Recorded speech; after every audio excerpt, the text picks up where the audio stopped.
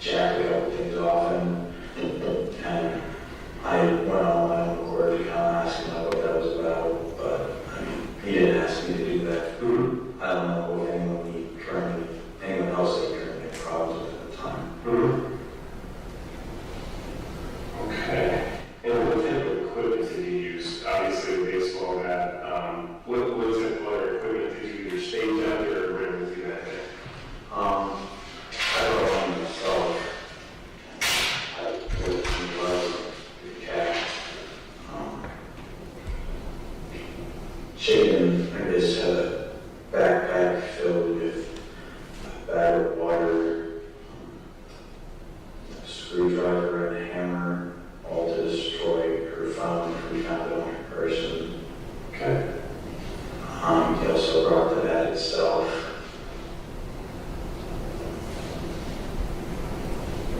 What's the waterproof? Not to destroy the phone. Okay. Water, screwdriver, and hammer to destroy her phone. He also brought a pocket knife, and he said, well, just in case we use it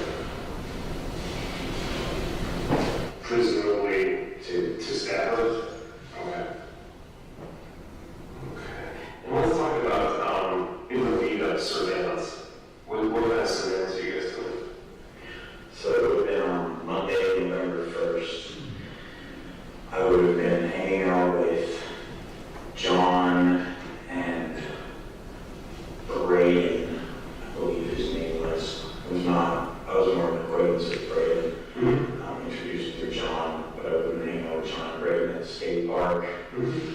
And then I checked my phone, and I remember I was supposed to go do this surveillance with Shaden. He came out, and I guess he said she had some other stuff she had to finish before she would leave. And so he went over to the bike rack, which was farther away from where her van was. At the time, I didn't know what car she drove. Mm-hmm. And he goes and he leaves and gets on his bike, and I'm still standing near the football field, actually, like coincidentally a few feet away from her van. Mm-hmm. And I begin to walk my bike up over to see what's going on with Shaden. And then that's when I see her come out of the school, get to the van, and then I followed it to home bike. We watched her walk the trail once around, and then we just left. Okay. And where are you watching her from? On the trail itself. You're on the trail? Are you 50 yards behind her? Are you Walking our bikes along the trail. Okay. Okay, distance. Does she really look back and do like that, anything of that nature? No. So as far as you can tell, you guys never made eye contact. She's not aware that you're back there? I can't remember if it was the day of or if it had been on Monday, but we did end up bumping into her and saying hi. I'm not exactly sure whether that was that day or the day of, but yeah. Okay. Big going into it. Before you go to it, before it actually starts happening, in your words, what's the plan? Hit her with a bat and drag her off the trail. Okay.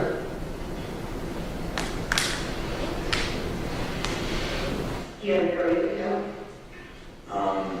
He had that already picked out, and I found out when he dragged me off after I said goodbye to Zoe, and I followed him to where he already had all his equipment laid out. Okay. And was that equipment what we just described before? Okay. And you had it laid out already? Okay. What kind of things is he saying? Is he saying like, I'm gonna fucking kill that bitch? Is he not saying anything? Is he describing to you what you two are going to do? I mean, it's pretty easy and straightforward to say, we're gonna hit her, we're gonna drag her off, but I imagine that there was a little bit more color in the conversation. I discussed how,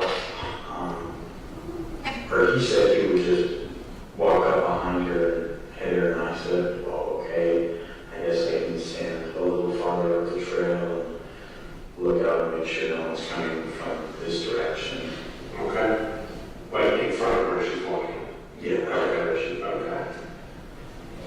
And you said you had equipment laid out. What equipment is he looking at? it would have been the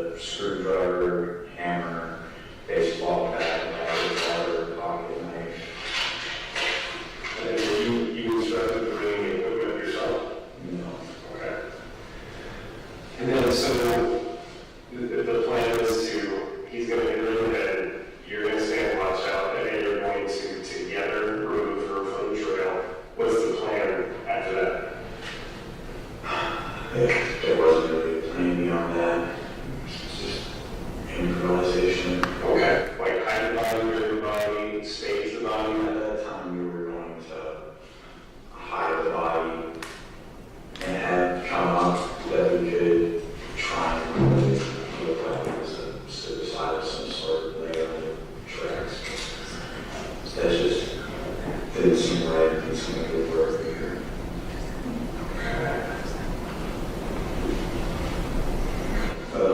So after he had hit her, I told him, like, holy shit, make sure you got it, like, make sure it's done. So then he hit her a couple more times, and then he dragged her off. Pretty sure I did that by myself. I dragged her off. He was up looking along the trail. He already put the back where he had it with the rest of his stuff. And then I dragged it back to pretty much where the equipment was at. And I heard something gurgling coming from his group, and I grabbed the bat, and that's when I, made sure she didn't have to continue living in that state. And so at this point, if you don't mind, one of the things that sometimes I like to do is just kind of open it up for an open narrative. And by that I mean, I'm going to try to shut up long enough for you just to explain your recollection of things, how they went down. I'm sure I'll probably have some follow-up questions when you're through, but sometimes just kind of like putting it all on the table, and it gives us some perspective on what we're looking at. So if you wouldn't mind, just beginning, you're with Zoe, you're smoking weed, and at some point I assume change shows up. If you wouldn't mind taking it from there. Sure. So I had just knocked Zoe's pipe off the table, broke it, and her vape had died. She was getting ready to go home, and I said, yeah, that's great. And then that's when Chayden came to the park, and I said, hold up. Then it was Chayden. I think I had told her I was going to be eating afterwards. And so I take off running because he completely missed where I told him I was going to be at. And so he ran past down the trail, and so I got up and chased after him. Eventually I caught up with him. And then we walked back over towards where the access trail is. And then Jane, we kept walking towards the access trail. I went over to Zoe, and I said, like, someone over the pay, should probably go. It's nice seeing you. Bye. And then she left, and I went down to the access trail where Shady was at. That's when I saw all the things he brought. And we discussed a general plan of like I'll stand up here, look out,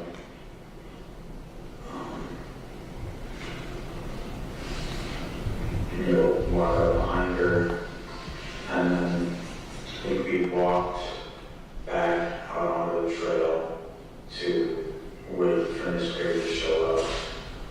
And I can't remember if we saw her drive in or if we noticed her van and then knew she was there, but eventually she was there, and we bumped into her on the trail while we were looking for her. Said, oh, hi, how are you? And then we kept walking back down towards the access trail. We were kind of in front of we were closer to the parking lot, so we took the quicker way to the access trail while she was walking around. And then, we were there, me, look out, and him standing on access trail with the bat in his hands. And he kind of gave me like a nod saying, here she comes. And I gave him the signal that it's all clear. And then she walked by and he hit her in the back of the head. And then I said, like, holy shit, make sure she's dead. So he hit her a couple more times. And then I dragged her off towards the access trail. And I wasn't sure if she was alive or not. And I took the bat and I made sure she wasn't alive or breathing. And then Chevy wasn't there at that moment. He was standing out on the trail, I guess making sure that nobody else was coming along.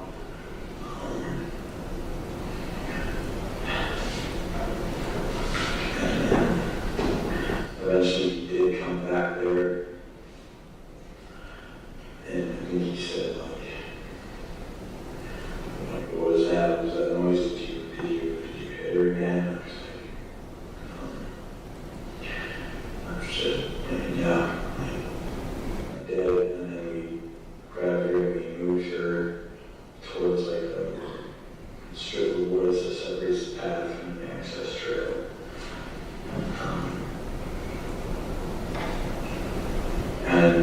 And that's where we left her. I found her car keys. I handed them to Chayden. We didn't find her phone. So the bag of water was like leaking, and I'm bringing it to the car. And so I took the bag of water. I walked to the end of the parking lot, and threw it down a storm drain, and the chicken got into the van and came by and picked me up, and I jumped into the van and we drove off to a spot I know about where I figured it might take a while before anyone found the van. Took me the end of middle Nebraska.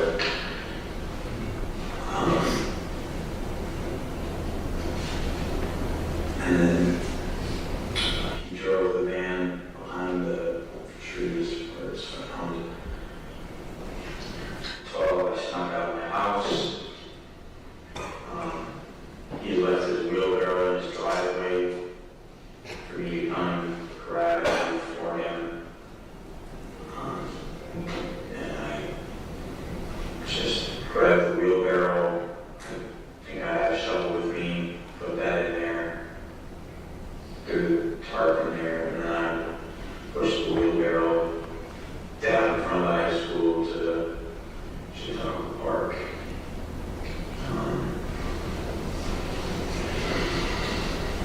And when I got there, Chayden was already there, and he was using a flashlight to scrub the blood that was left on the trail from where we had hit her and dragged her.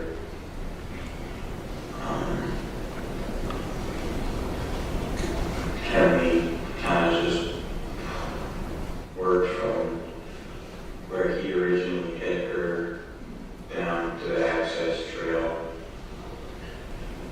just using lights to kind of wash away and wipe away any blood that we found, pick up any blood leaves, trying to disguise any trail that we left. And then we found Miss Graber's body.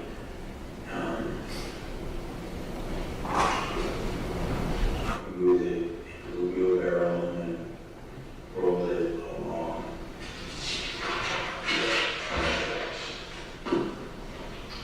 to where we eventually decided we moved far enough, and we rolled it past the tracks and placed the tarp over her body.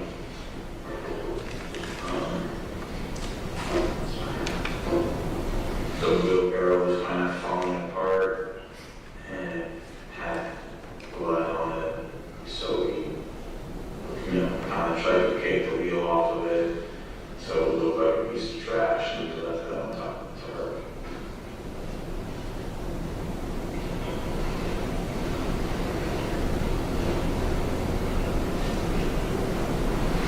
And then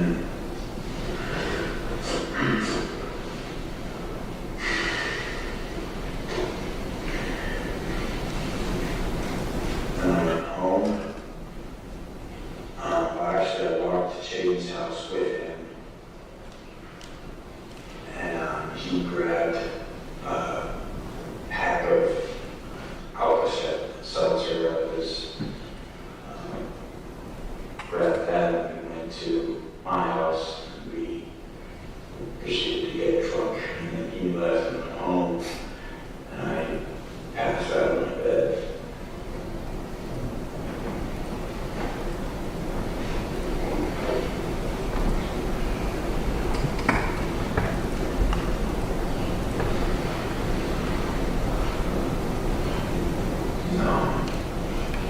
Yeah, that would have been.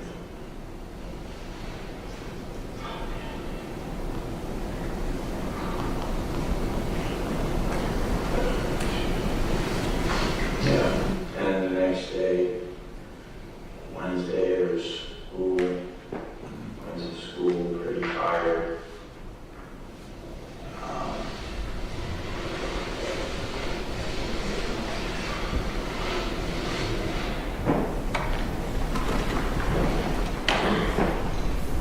Special Agent Kedley said a edited but fair and accurate representation of the interview that you conducted with Mr. Goodale, co-defendant Mr. Miller. Yes, it is. Roughly, if you can recall, about how long did you speak with Mr. Goodale? I believe it was over 2 hours in total. But again, this was a summary of some of the major highlights, I would say. And to the extent that, I know this isn't your case, but to the extent of your involvement, did the recitation of facts that Mr. Goodale presented to you correspond with what you already knew coming into this case? To the extent that I was involved in the case, yes. Thank you. All right, further questions? Cross-examination. Agent Kedley, that was proper as part of a plea deal, is that correct? I believe it preceded any sort of plea deal, but I believe that subsequently there was a plea deal in place, yes. And part of what you're looking at was whether or not a plea deal could be formed based on Mr. Goodale's agreement to testify against Willard Miller. Well, to be clear, that's not my responsibility in making those types of decisions. Ultimately, those decisions are made by the state. My role is to only conduct the interview. But you were aware that you were looking for information that Mr. Goodale could give against Willard Miller. Potentially. Ultimately, we were just looking for what his account was, and how that account would be used down the road was not my role. Certainly you were aware, though, that there is the potential to testify against a co-defendant. Certainly the potential, yes.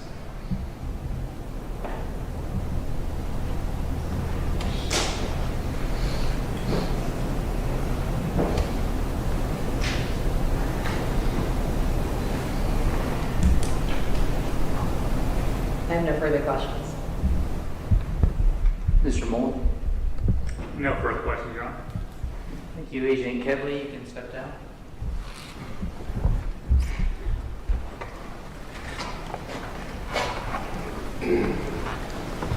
State having one more witness, is that right?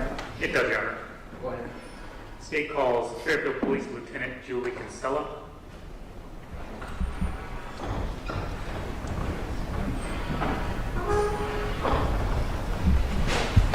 Do you promise or affirm to tell the truth, the whole truth, and nothing but the truth? Please have a seat.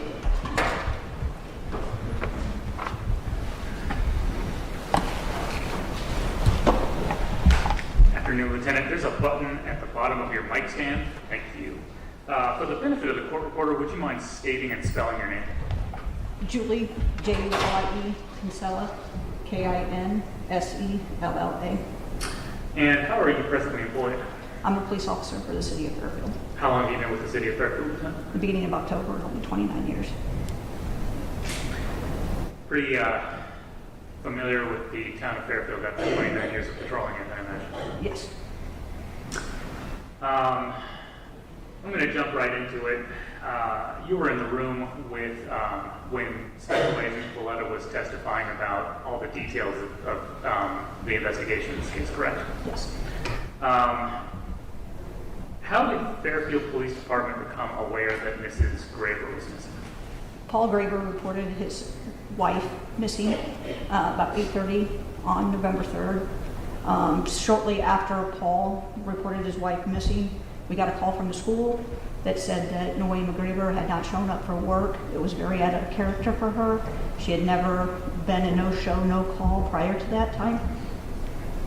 You mentioned Paul Graber. Is it fair to state that when a significant other goes missing that you might look at the male party first just to clear them? Yes. Was Paul cleared in the missing or disappearance or death of Mrs. Graber? Yes. How was that process undertaken? We did several interviews with Paul Graber. We subsequently got a search warrant of the Graber residence. And then we started corroborating things with the school, what was told to us by the school. And everything that Paul Graber had told us was accurate that we could prove. At a certain point, the report of Mrs. Graber being missing transitioned into a homicide investigation. How did that transition? I want to go back. Once we listed her as a missing person, we did a media release. So then we started getting information and at times that people had seen Nohema Graber prior to us. We decided, since the last place that we saw Nohema Graber was at Chautauqua Park, we couldn't locate her vehicle at that point, we couldn't locate her, that we were going to start with the park, do a grid search of the park, and then go from there. Was a grid search of the park conducted? Yes, it was. And what were the results? Nohema Graber's body was found where it's been previously stated. I'm having a little bit of trouble hearing you. Could you scoot the mic a little bit? Perfect.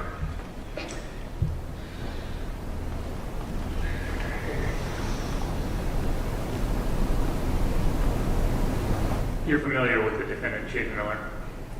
I am now, yes. How long did it take between the finding of Mrs. Graber's body and the defendant being taken into custody? Approximately 10 hours. During the course of this case, were you able to develop a theory as to the motive as to why Jaden Miller would want Mrs. Graber dead? Yeah, Shaden Miller needed a passing Spanish grade in order to get his study abroad program that he wanted. You wanted to go to Spain? Yes. Hard to go to Spain if you don't pass Spanish.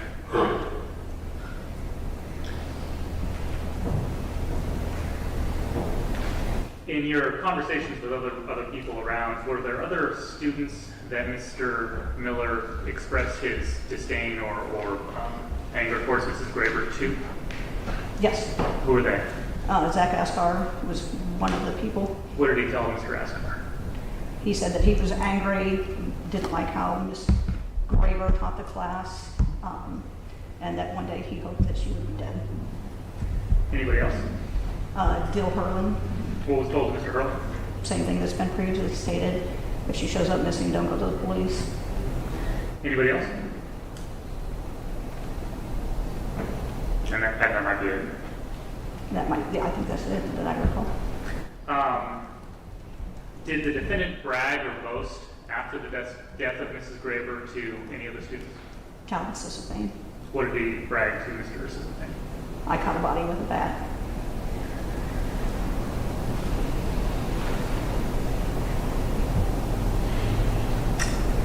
Were you present in the interview room with Mr. Goodale along with Special Agent Kedley and others where he disclosed his part in the homicide? Yes. And you heard his disclosure about the order of striking Mrs. Graber. Yes. Was Mr. Goodale's version of events corroborated by any other evidence that you discovered in this case? Obviously, the Snapchat messages, both to two of his gaming buddies, the Snapchat messages to John Barnett. And how specifically did that corroborate? What he told the gaming buddies was that he was involved with Chaden in the murder of Mrs. Graber. Chaden had hit her over the head. She fell over, and that basically he finished her off. And that gaming buddy is Mr. Awesome Dude? Mr. Awesome Dude.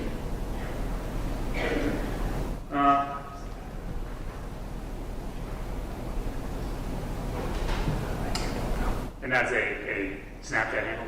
Yes, his real name is Jack Roll.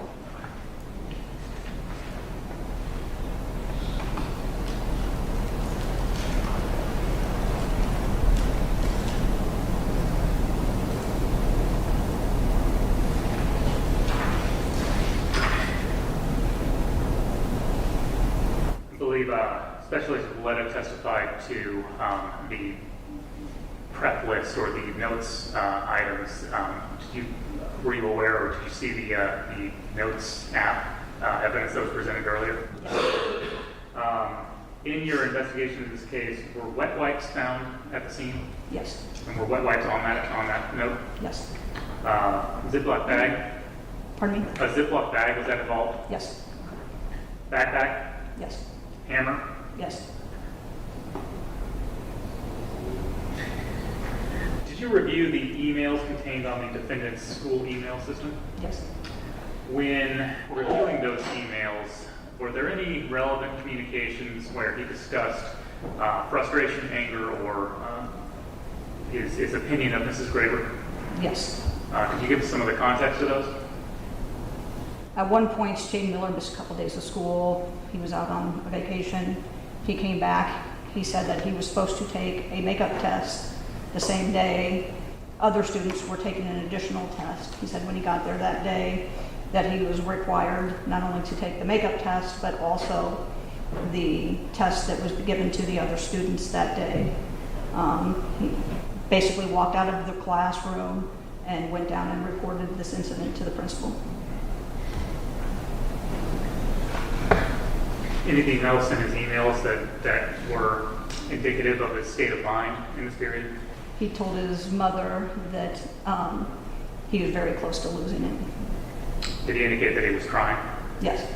Mrs. Graber made him cry? Yes. I'm sorry, I didn't hear that question. Mrs. Graber had made him cry.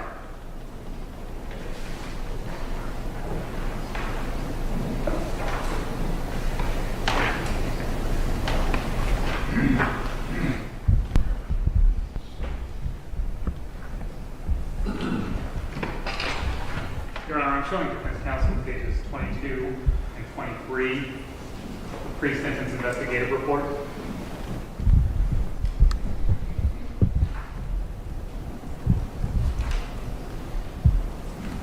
Showing the witness, pages 22 and 23 of the pre-sentence investigative report. Lieutenant Kinsella, are you familiar with that document? Yes, I am. Your Honor, may I interject an objection? Yes. Your Honor, anything contained with this would have been protected information. Everything within that appears to be information for counsel or for a private investigator. Your Honor, this is a sentencing, so the pre-sentence investigative report is relevant for the court's consideration. And you're on page 22. 22 and 23. And is this a document that Officer Kinsella would have had access to previously? Lieutenant, have you been provided that in 2021? Yes, I was. Okay, so the reason that I think you have a solid objection, but if she has already seen the documents, then... Your Honor, they're protected two ways. I think you're talking about as a pre-sentence investigation, but also this was client communication to an investigator or to an attorney potentially that was intercepted, but it's still a protected document.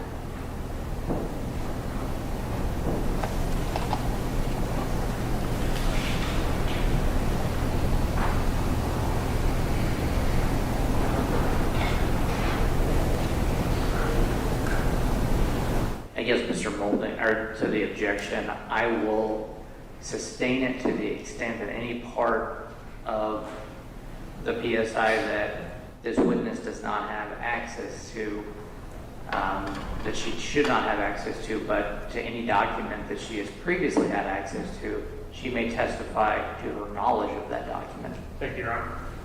Your Honor, what I'm stating is that the document was written by Mr. Miller to be provided to his counsel. That it is a protected document, or in this case, to an investigator for counsel.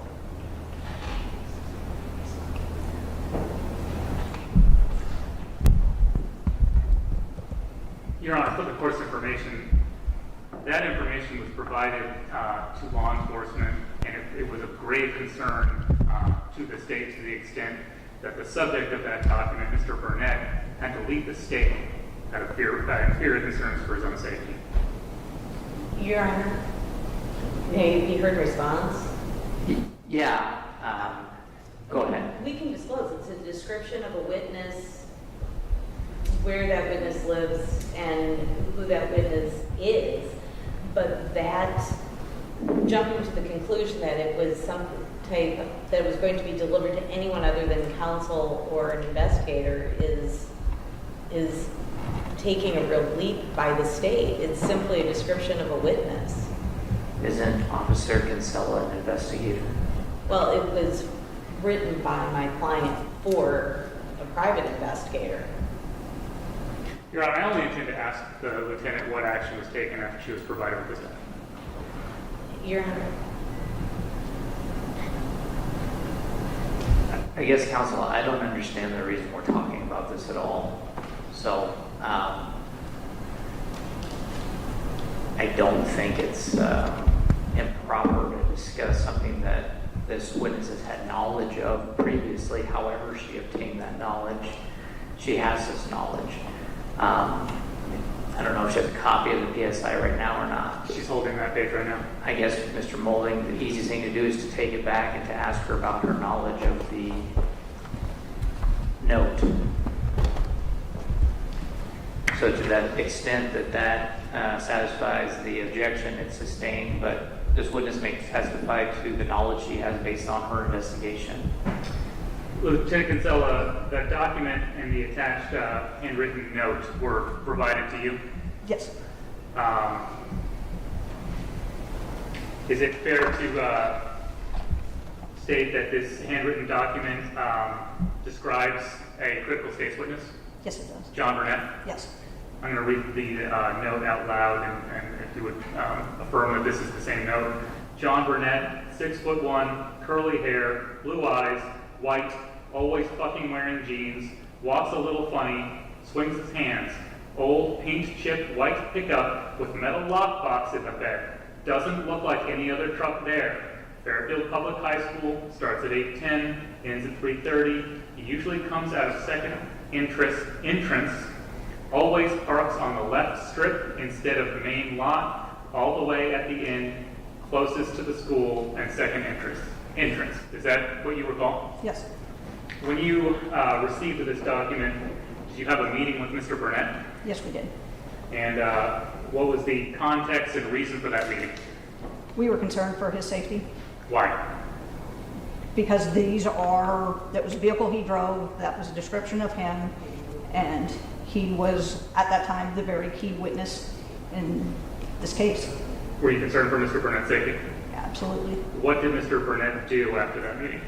Objection as to relevance. Overruled.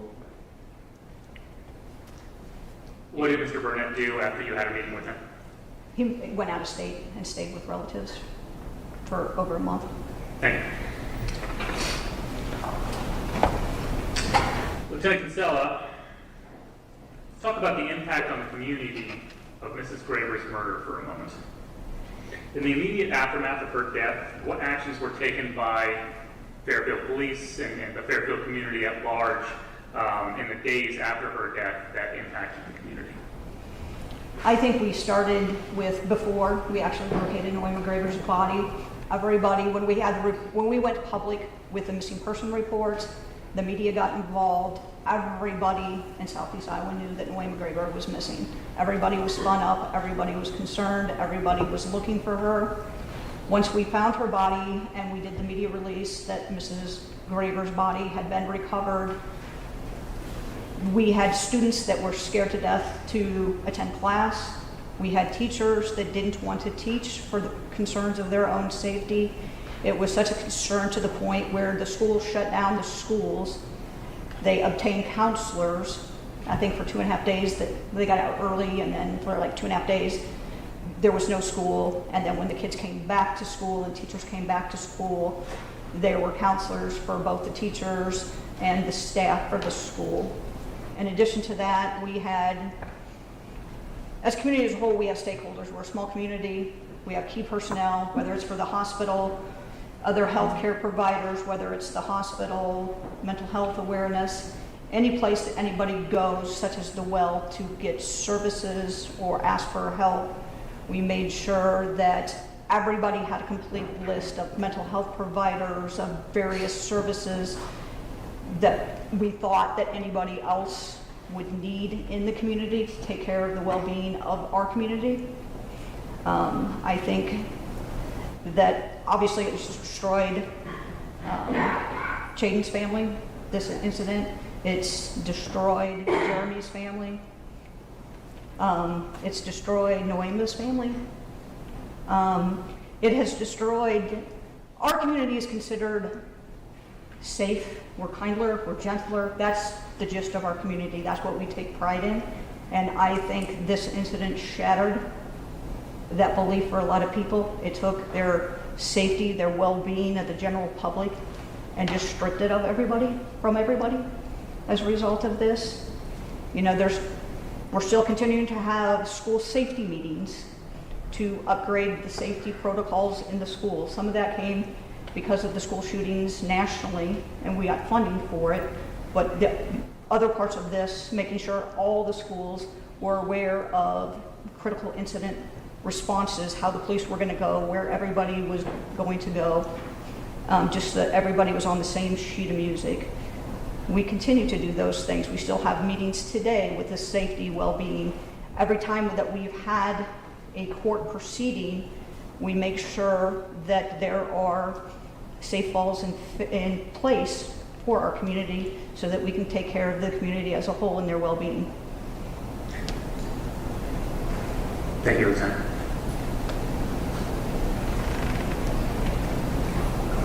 Just one more thing I want to ask you about here. Chaden was arrested and his cell phone was taken from him, right? Yes. At a certain point, his cell phone was returned to his family. Yes.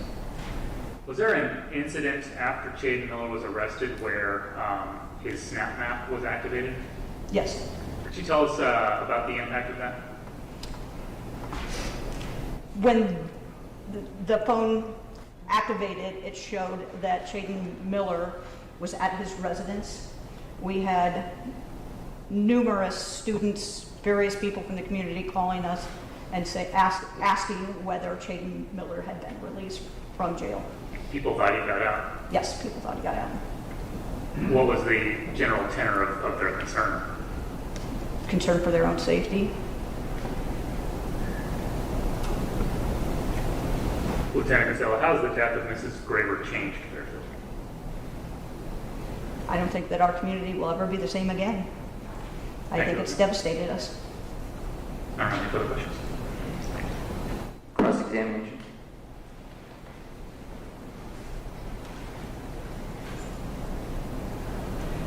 At the time of arrest in November of 2021, Jeremy Goodale was taller than Chaden Miller. Yes. Heavier, Yes. a grade ahead, Yes. a more accomplished athlete, Yes. and more popular. Yes. And through your investigation, you did confirm that Chaden Miller had a meeting about his grades with Ms. Graber, Yes. that he had done a substantial amount of homework recently.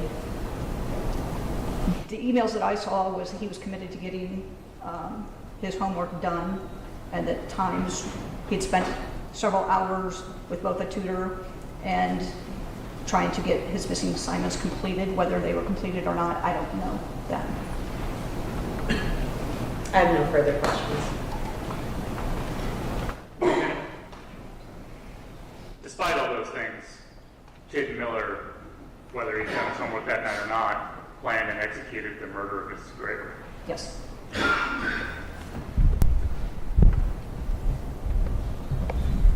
Anything else for this witness, counsel? No, Your Honor. Thank you. You can step down.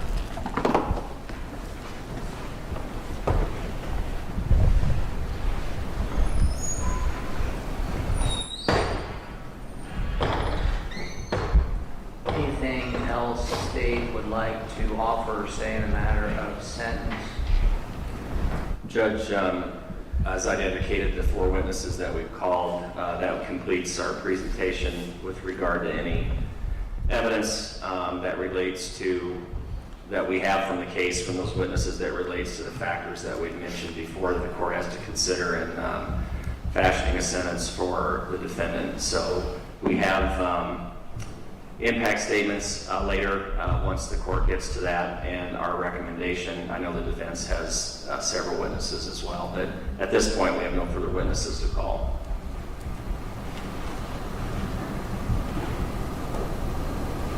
And Ms. Branstad, witnesses on behalf of the defense?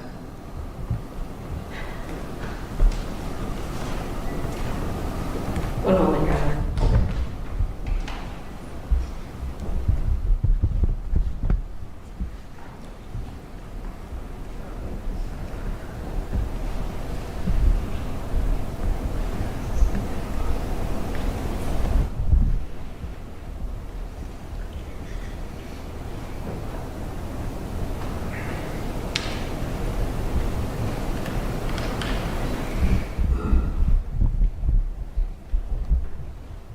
Your Honor, the defense is offering no additional evidence. Okay, then I'm going to go back to the state because I'm going to have the state make any further comments regarding what the recommendation for sentence is, and then I'll have the defendant or the defense counsel do the same. Then I'll give the defendant an opportunity to make a statement if he wishes to, and then we'll go on with the victim impact statement.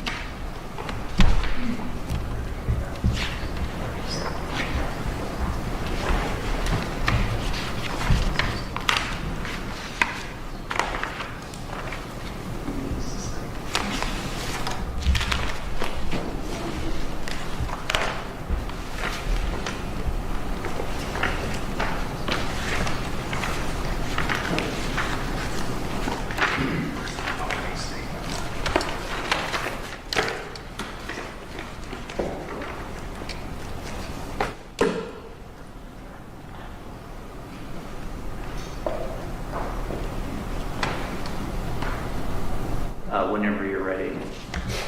Judge, as far as our recommendation, is that correct? Yes. All right, just briefly. The state is recommending that Willard Jaden Miller be sentenced to a term of incarceration of life with parole with a minimum sentence to be imposed of 30 years. The reasons for that sentence, and the minimum in particular, are manyfold, actually, Judge. Most of those reasons have been on full display this morning whenever we put on our presentation with regard to the evidence that relates from Agent Valletta, Agent Kedley, Officer Kinsella, as well as Mike Henry from Oakdale. So I just want to focus on several of these factors that are listed in 902.1, 2B, 2A. First of all, the impact of the offense on the victims in this case, which is the Graber family, who is seated right behind me.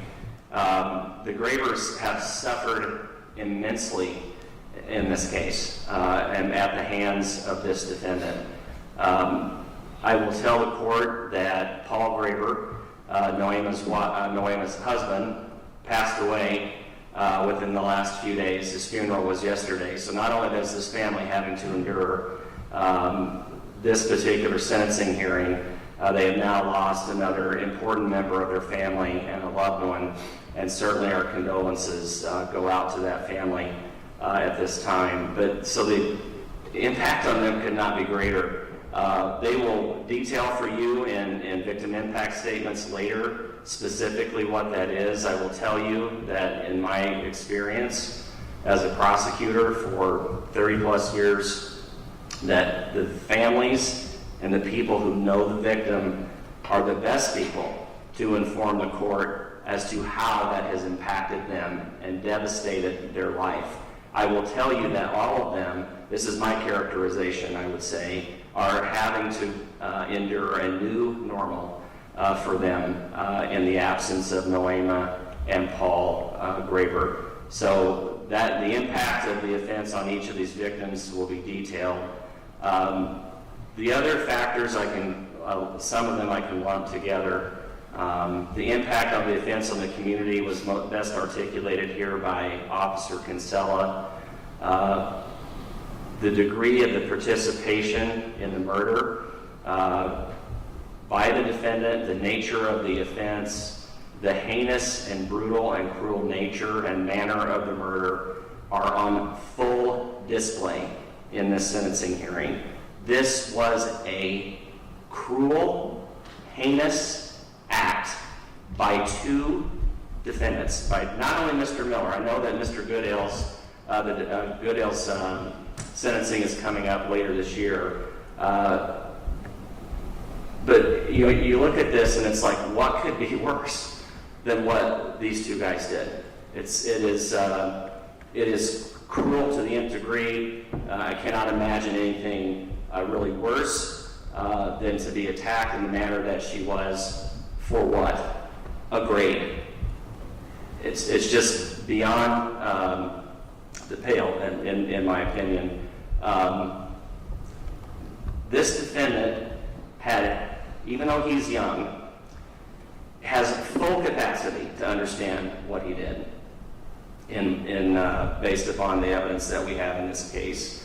By many accounts in the PSI that I've read, the statement from his mother that I've reviewed, he had a lot more support in his life than a lot of other kids his age, and yet this is how he dealt with his problem.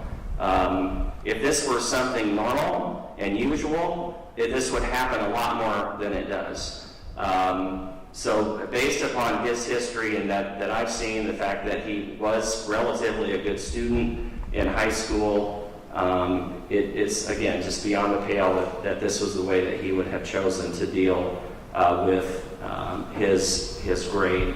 There is evidence in this record that it was his idea, that it was planned, that he recruited Jeremy Goodale to help him. I will tell you that absent Willard Miller, based upon the evidence in this case, Nohema Graber is alive today. Jeremy Goodale, although he committed heinous acts against her as well, was recruited by the defendant. This was his idea. It was planned out. Everyone needs to get that. And it's because the evidence in this case is just simply overwhelming. He will have a chance at some point in his life, depending on the sentence that you give him. We're asking for a 30-year minimum here, but that gets him to about mid-40s before he's actually eligible for parole. The top part of the sentence is life. He could spend the rest of his life in prison depending on how he behaves and the nature and the makeup of the parole board. Who knows what that's going to be however many years down the road. But I will tell you that based upon the evidence in this case, based upon what we know about this case, what's been proven about this case, what you've heard from law enforcement about this case, and all the other evidence in this case, this defendant deserves every day he gets in prison, every single one. And he should get a 30-year minimum. That is what is warranted in this case, is what is justice in this case, and we ask that you impose a 30-year minimum with the top part of the sentence being life with the possibility of parole. Thank you.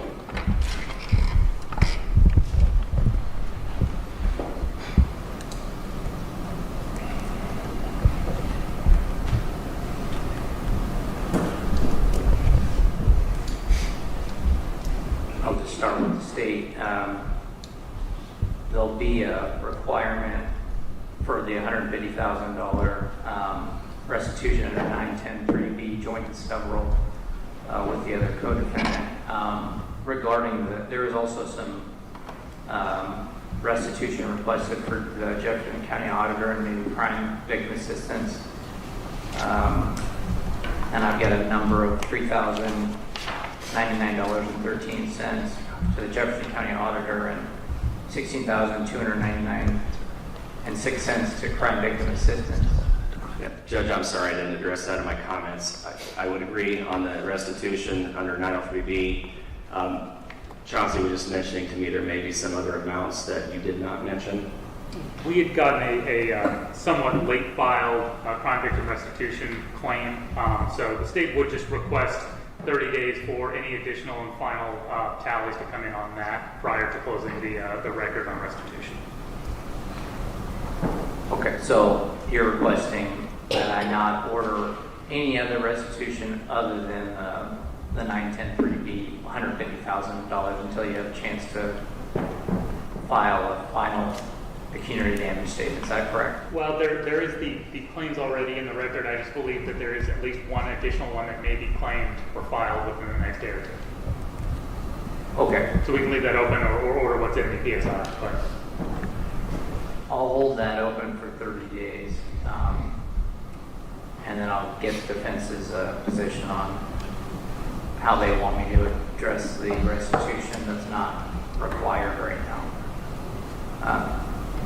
With regard to the defense's recommendation on sentencing, Ms. Branstad? Your Honor, I think the better part of today has been spent trying to show that Mr. Miller is guilty, and he is. He has provided a statement that is within the pre-sentence investigation where he goes through in great detail how he started out as dark jokes and a plan that just went forward. He admits providing the bat. He admits being a lookout. He admits participation. There is some disagreement about whether or not he had the bat and struck the first blow. And Your Honor, I think the evidence supports what Mr. Miller has said. There was no blood on him. There was blood on Mr. Goodale. And even the description within Mr. Goodale's statements was that he drugged the body away and had the bat with him.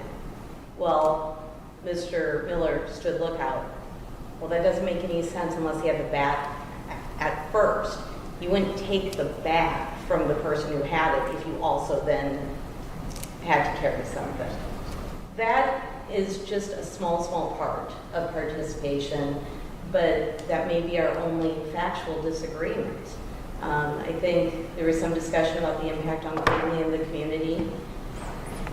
We have no reason to disagree, but there has been no professional testimony, and most importantly, none with regard to the juvenile wild factors with regard to Mr. Miller. And that's where our disagreement is. We are asking that this court impose a sentence without a mandatory minimum and with the possibility for parole.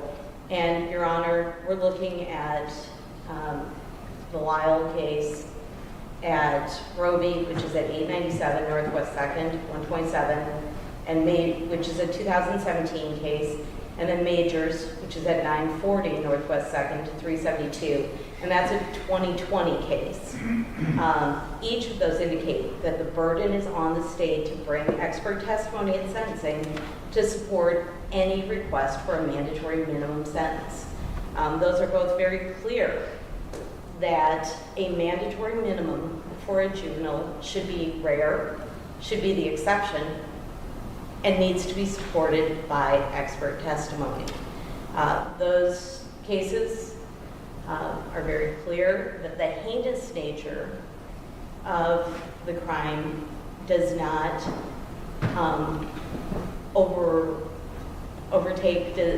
does not put aside the need for expert testimony as to the juvenile factors. There is a statement made by the state that Mr. Miller has full capacity. That requires expert testimony. That is not something that is shown simply by showing intelligence. Intelligence and maturity are not the same, and maturation is the #1 factor looked at within each of these cases. In fact, the words are exceptional maturity. There just simply isn't that type of evidence. And in fact, when you look at the evidence talking about how this started and a grade, that exemplifies immature thinking. I think there's very clear evidence that Chayden Miller was very wrapped up in thinking about his grades. In some ways, very normal. He had meetings. He was seeing a counselor about it. He had talked to his mother about it. He had said he was starting to lose it about the grade. He had a tutor. He was meeting with his teacher. He then took steps that were both juvenile and immature, and then criminal. Making dark jokes about, I could just kill the teacher. And I don't think there's any reason to believe that that's exactly what those were when he started at that point. That's how they were taken by his friends. That's what Willard Miller says it started as. And then something developed out of that. There's no doubt that Chayden Miller has pled guilty. There's no doubt that he's guilty, but the question is, should he still have those juvenile factors in place? And to get past that, and I just can't emphasize that enough, there is no evidence in front of this court, and the state has not met the burden for a mandatory minimum. I'm looking at Roby, and it recognizes specifically that sentencing hearings for juveniles in adult court are not necessarily adversary. The goal is to craft a sentence in the best interest of the child. That the default rule is that a juvenile is not subject to minimum periods of incarceration.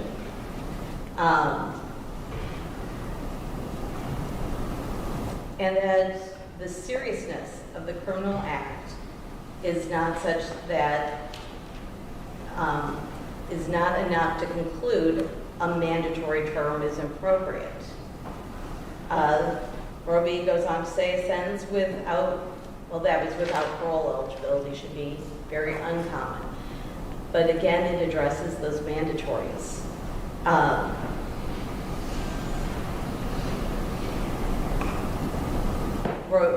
Roby emphasizes the juvenile sentencing factors, and those are, of course, the Lyle factors, and that they must be used in determining any type of mandatory minimum.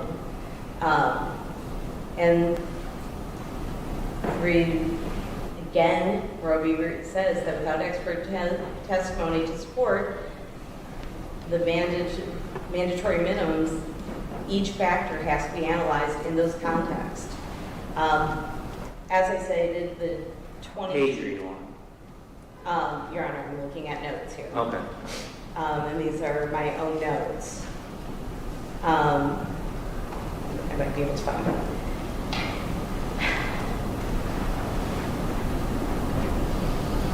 So, and I think the exact words is within both Majors and within Roby is there is a presumption against a mandatory minimum for a juvenile.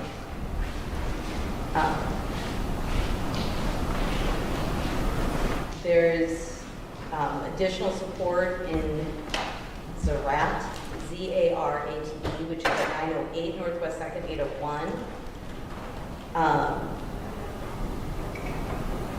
And where the court found, and that's a 2018 case, a sentencing court with a predisposition for mandatory minimum sentences for a murder conviction may not use that predisposition, may not allow that predisposition to outweigh juvenile sentencing factors.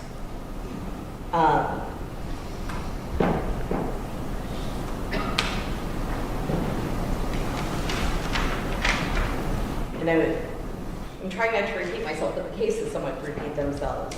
Majors states the importance of expert testimony for mandatory minimums, as stated in Roby, was directed at the state. And that was a case in which there was a question as to whether or not the defense had the burden to bring an expert. If the state wants to argue outside the presumption for no mandatory minimum, they have to apply the expert, the Lyle factors, and expert testimony is usually needed as a prerequisite to depart from normal sentencing presumptions against mandatory minimums. And, Your Honor, it is, Roby is at page 144, and that's requiring the defense to,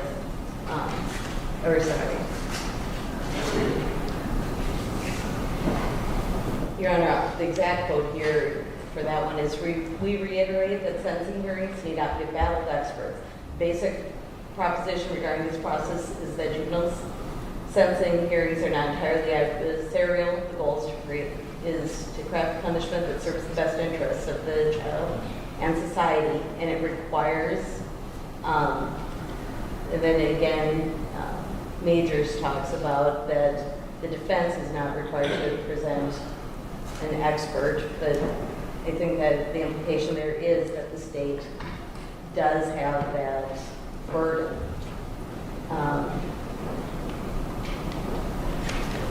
There we go. The quote, our emphasis at Roby on the importance of presenting expert testimony on the Miller-Lyle-Roby factors was directed at the state. If the state wants to recommend that the sentencing court impose a mandatory minimum sentence, Roby held that an expert is normally necessary to analyze the factors. And that quotes, that's within Majors and quoting Roby at page 148.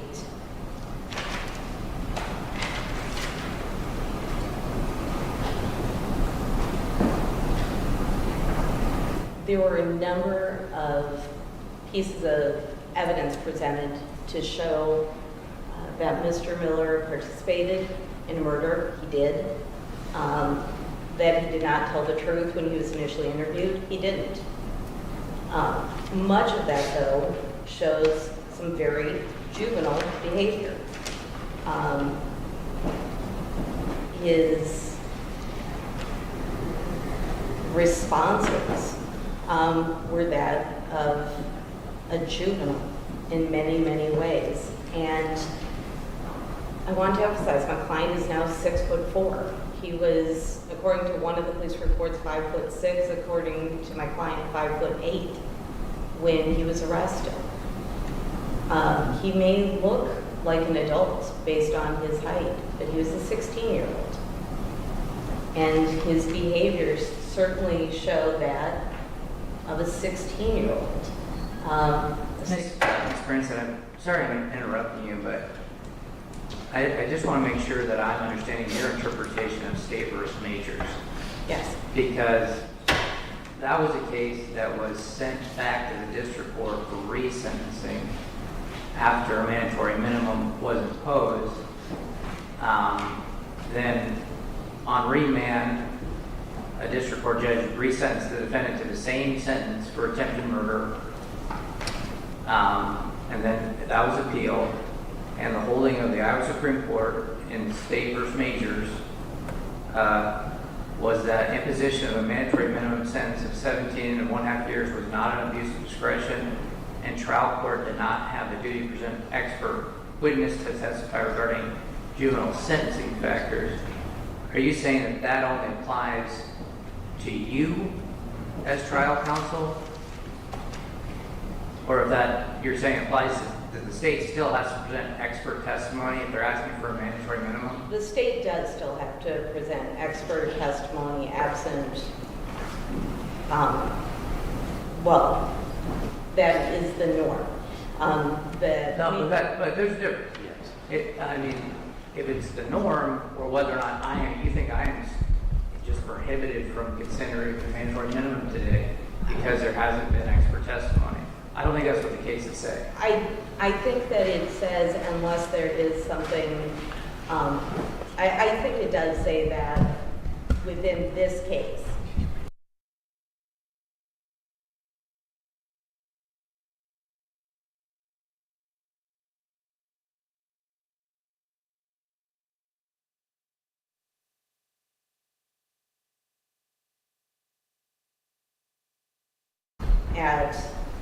That the burden is on the state, and that the Miller, Lyle, and Roby factors are, it's incumbent upon the state to show that those factors have been met.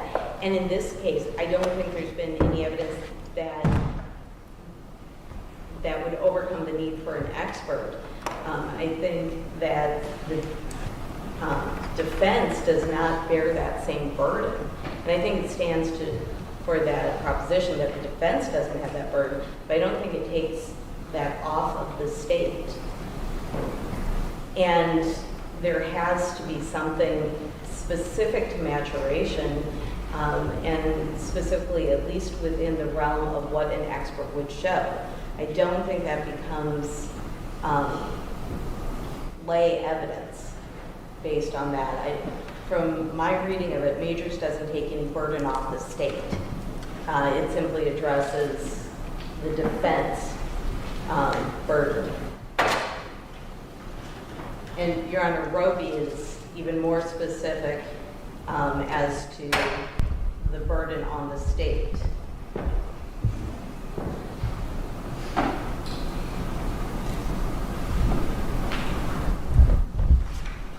And Roby remains good law as well. I think Majors becomes a little bit more confusing because it's dealing more with the defense burden, so you have to look a little bit more within the dicta of Majors.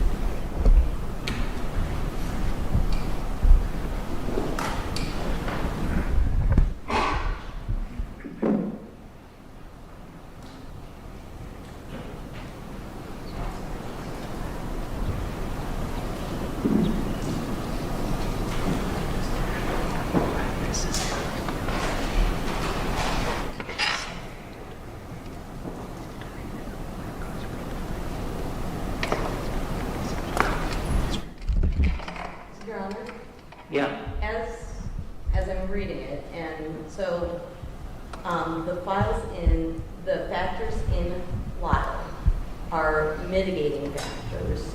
None of those become exacerbating factors absent expert testimony. And Your Honor, if I look at, State v. Majors does say, our emphasis in Roby on the importance of presenting expert testimony on the Miller, Lyle, and Roby factors was directed at the state. If the state wants to recommend that the sentencing court impose a mandatory minimum sentence, Roby held that an expert is normally necessary to analyze the factors. So, I mean, it says normally necessary. It doesn't just say is the normal, it says it's normally necessary. And that is at me in State v. Majors at 392.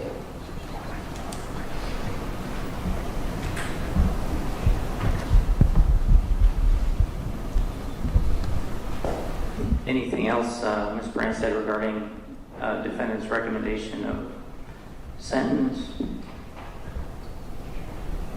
Your Honor, and just because there was quite a bit of emphasis on Mr. Goodale's proper statement, going to the weight of that, there's pretty clear Iowa Supreme Court precedent that indicates a proffer is inherently unreliable. I have a number of cases, but State v. Brown, 397 Northwest 2nd, 689, State v. DeWitt, 286 Northwest 379, are clear that when a bargain is made for testimony, especially an accomplice's testimony, that the statement is tainted, unreliable, and is often inadmissible against a co-defendant. In this case, certainly we're at sentencing. There are different rules of evidence, but the weight of that evidence, certainly we'd ask the court to give that no weight and to look instead at a statement made by Mr. Miller in his pre-sentence investigation and the corroborating physical evidence, as well as the recorded statements of Jeremy Goodale in the Snapchat that was provided to the court. That goes to one small factor here, Your Honor, but I do think it is a somewhat important factor to look at in this case. Mr. Miller's aware that he's looking at incarceration, but is asking that this court not impose a mandatory minimum. Thank you. We're going to take our afternoon recess at this time. Take 10 minutes.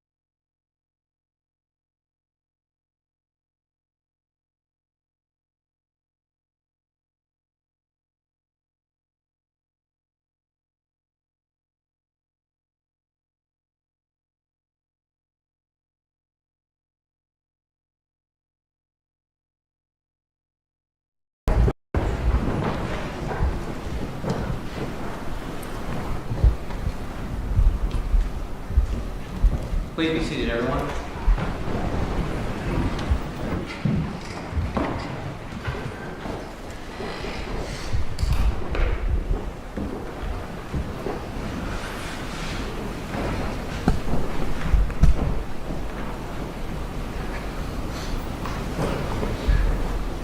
We are back on the record after our afternoon break. I believe we just finished up with the defendant's recommendation. Is that correct, counsel? Yes, Your Honor. With respect, Your Honor, I think your microphone is. is it cut? Sorry. We had just finished with the defense counsel's request for sentence. Regarding restitution, I had asked Mr. Molding about ordering the current amount and then holding over for 30 days. What's the defense's position on that? Your Honor, we agree that the $150,000 mandatory restitution can be imposed at this time and hold open the additional restitution. And I guess, Mr. Molding, you okay with that? Yes, sir. Okay.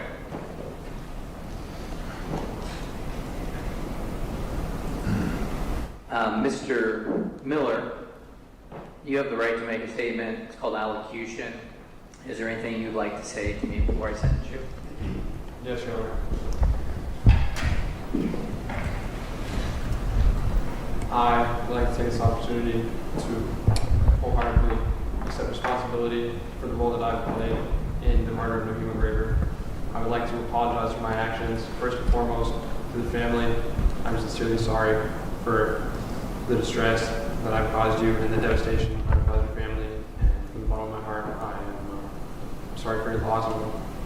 I'm sorry to hear about Paul Graber. I would also like to apologize to the community, to just the ripple effect that my actions have had, everyone that has affected. I would like to apologize to Nohema Graber's church. I know that I know now that she was a very active member there and doing a lot of good things there.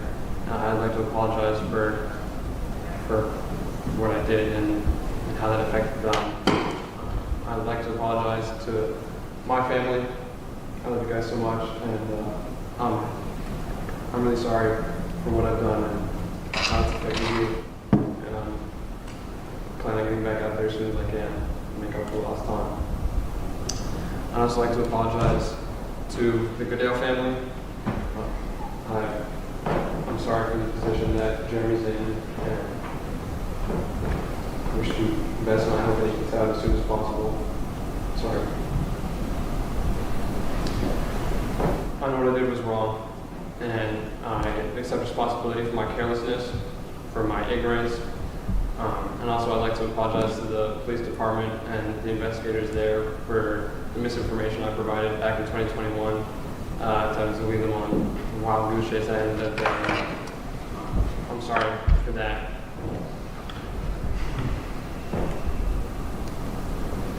Coming here today, now at the end of this stretched out journey,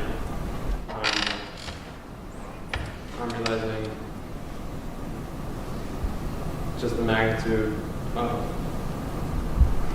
my actions, and I know it's wrong. I knew it was wrong, and yet I still carried through.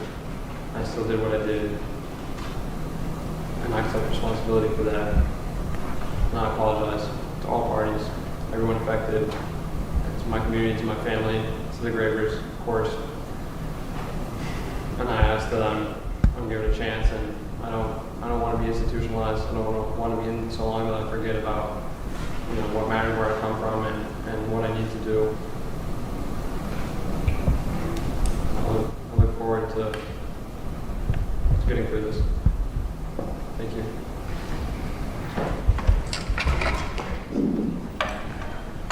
Are there any, I know there are victim impact statements, and Mr.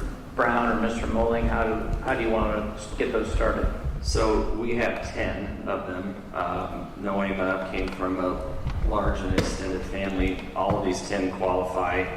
I believe they're either siblings, in-laws, or children.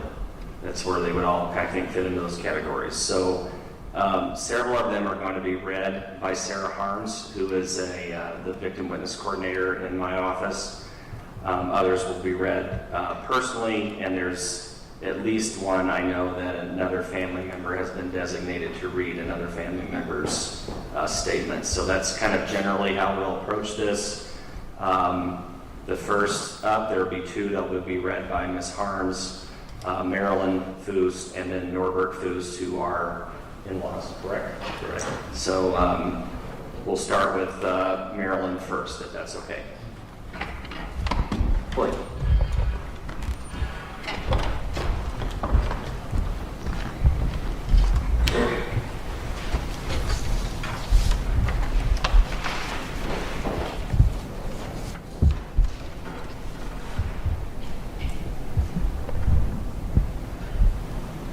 Whenever you're ready, Ms. Harms. Thank you. The first statement I'm going to read is from Marilyn Foos, who is a sister-in-law to Nohema Graber. I do believe every person my sister-in-law Nohema Graber ever met became her friend, if she wasn't already. The only exceptions being the 2 who stole her from the thousands who loved her. She had a way of lighting up the room when she entered. That was because she genuinely cared about every person. People called Nohema an angel when they spoke of her.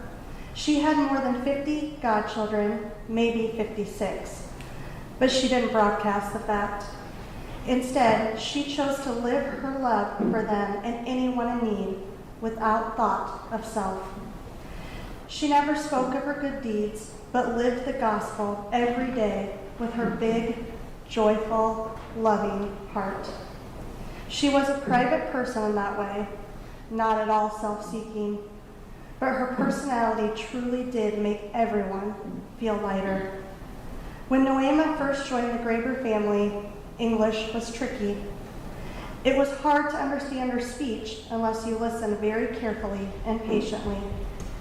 It was difficult to hold a meaningful conversation for those early years, yet she did not give up.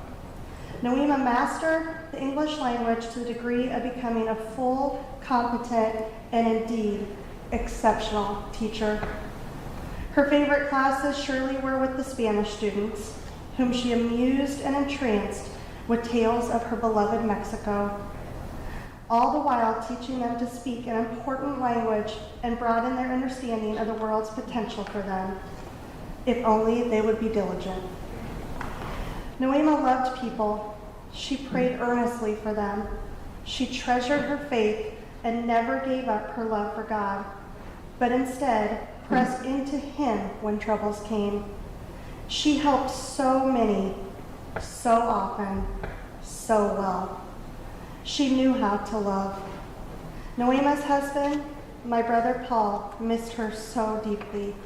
I am convinced that hastened his very recent death.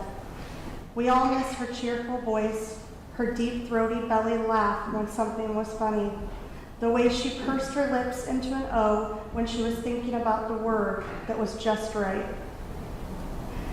She was a mercifully forgiving person who did not harbor ill will when wronged, but she did stand up for truth. She tried so hard to help people succeed, whether in their walk with God or in this life. She was an absolute blessing and an angel, for sure. The next statement I'm going to read is from Norbert Foos, who was Nohema's brother-in-law. Nohema Graber was a very special person that I have had the privilege to know in my lifetime. She was a caring, selfless individual who had the best for those who were struggling and needed care. St. Francis once said, "Preach the gospel at all times, and if necessary, use words." Nohema Graber was the best example of this by her love for her fellow man. After her death, We heard so many stories of her selfless giving with the care of the less fortunate. This was especially true in the Hispanic community who needed help and direction in living in Iowa. Nohema and her beloved church was that lighthouse of hope to those who were less privileged and needed a direction and help to succeed. Nohema's faith was strong, and this motivated her to care for others. What especially was impressive was her ability to teach others with passion. I have been associated with education for almost 30 years. Many teachers have been great educators, but not many educators have a passion for their students themselves. Nohema taught with excellence and with a caring attitude for the students themselves, becoming a person they could receive advice from. She knew that life in this world was not easy, and you need to work hard and diligently if you want to succeed. The death of Nohema has had a profound impact on her immediate family, and we believe that this contributed to the untimely death of her husband, Paul. But now we have a situation where three children who may someday be married and possibly have children without the ability of having these spouses or children know their parents. Plus, they will have to take care of one of their siblings who has special needs. I am confident you have heard what a special individual Nohema Graber was. The ability she had to live a life that God was proud of, and her selfless acts that is very hard to replace, especially for what she did for the Hispanic community in her area. It is a complete travesty to have two young people take the life of Nohema Graber deliberately and away from so many.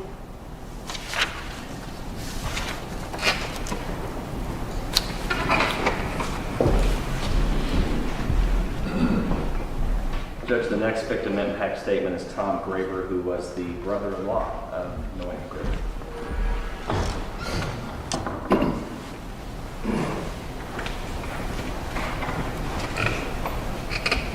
This case has had an enormous impact on Nohema's family, Fairfield High School, and the Fairfield community at large.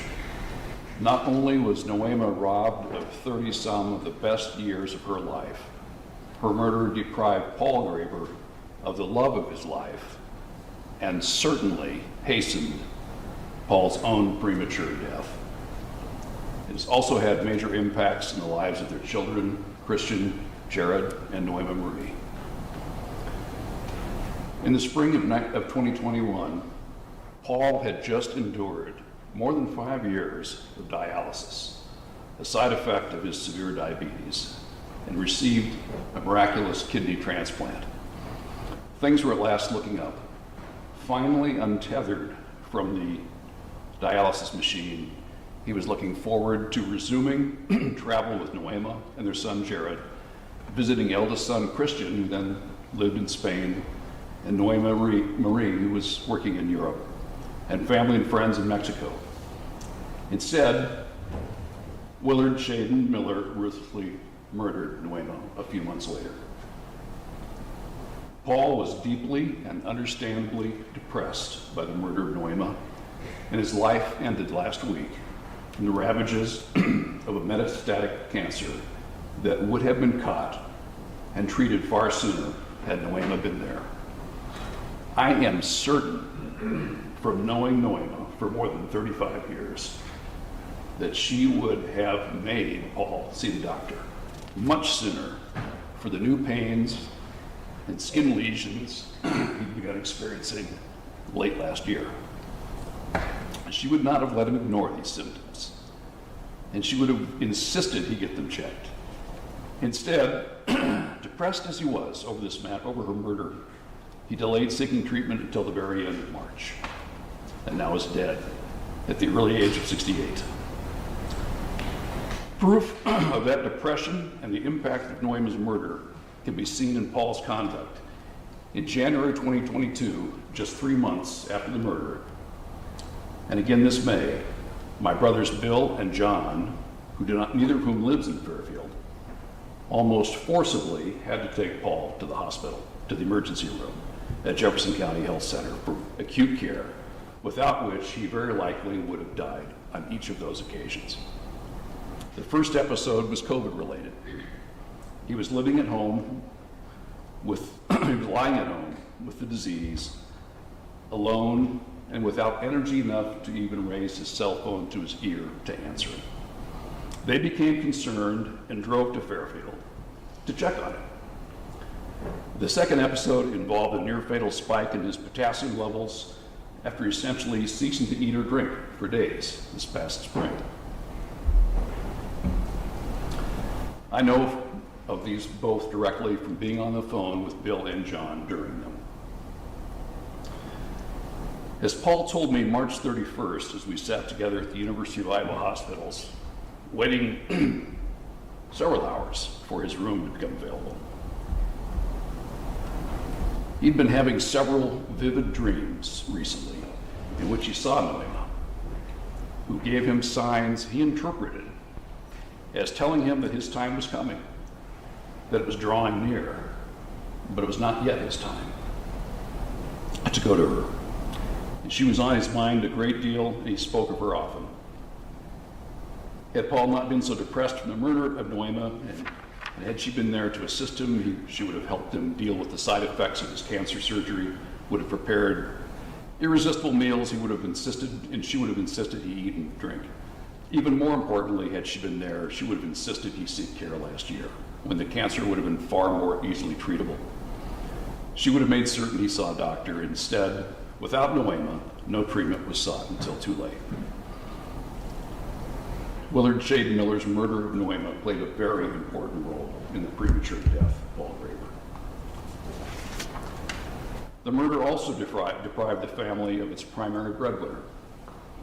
Paul had been disabled for more than 20 years due to extensive nerve damage to his feet and legs from the ravages of severe diabetes.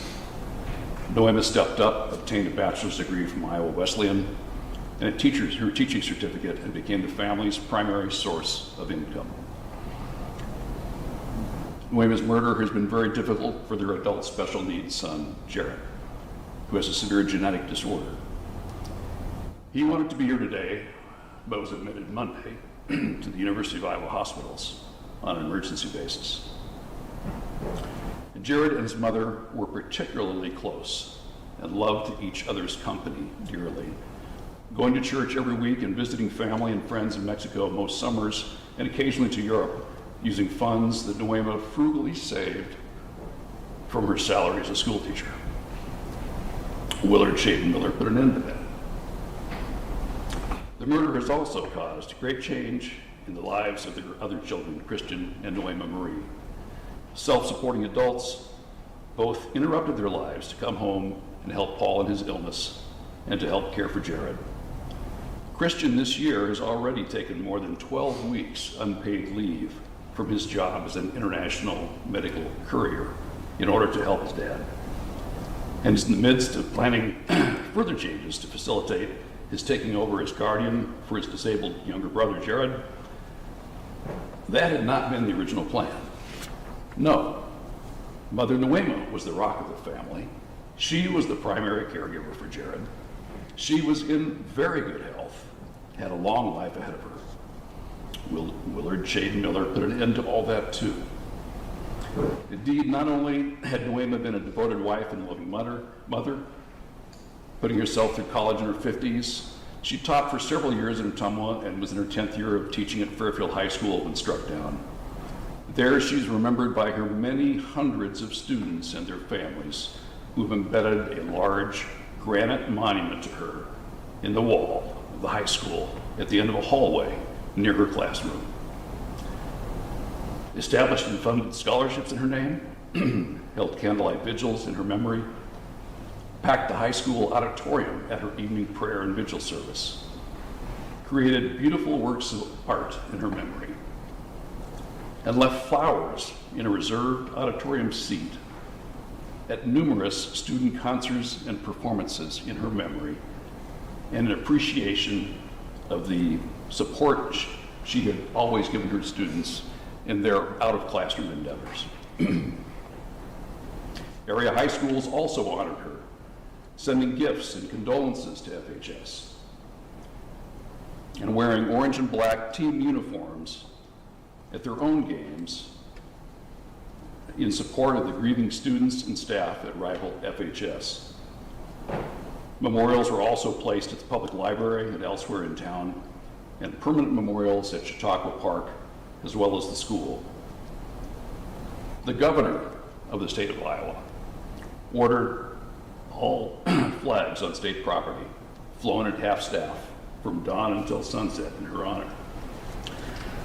Such honors are not extended to ordinary people. Nohema led an extraordinary life of service. In addition to her nurturing roles at home and at school, Nohema was very active in the Catholic community, attending Mass daily, recited the Rosary every Friday evening with a group of women, a number of whom are here with us at the hearing, and became a liaison between the church and the growing Hispanic community of Fairfield. Nohema helped many find or come back to the church, and when the son of Elizabeth Goitia was diagnosed with a brain tumor 14 years ago, Nohema prayed with her every day. Ms. Goitia's son beat doctors' expectations and ultimately beat his tumor, and he was there in attendance at the prayer and vigil service for Nohema in the high school auditorium. Nohema encouraged others to return to college and finish their education, helped them find scholarships, and pointed out that she herself had earned her degree while in her 50s, so they could too.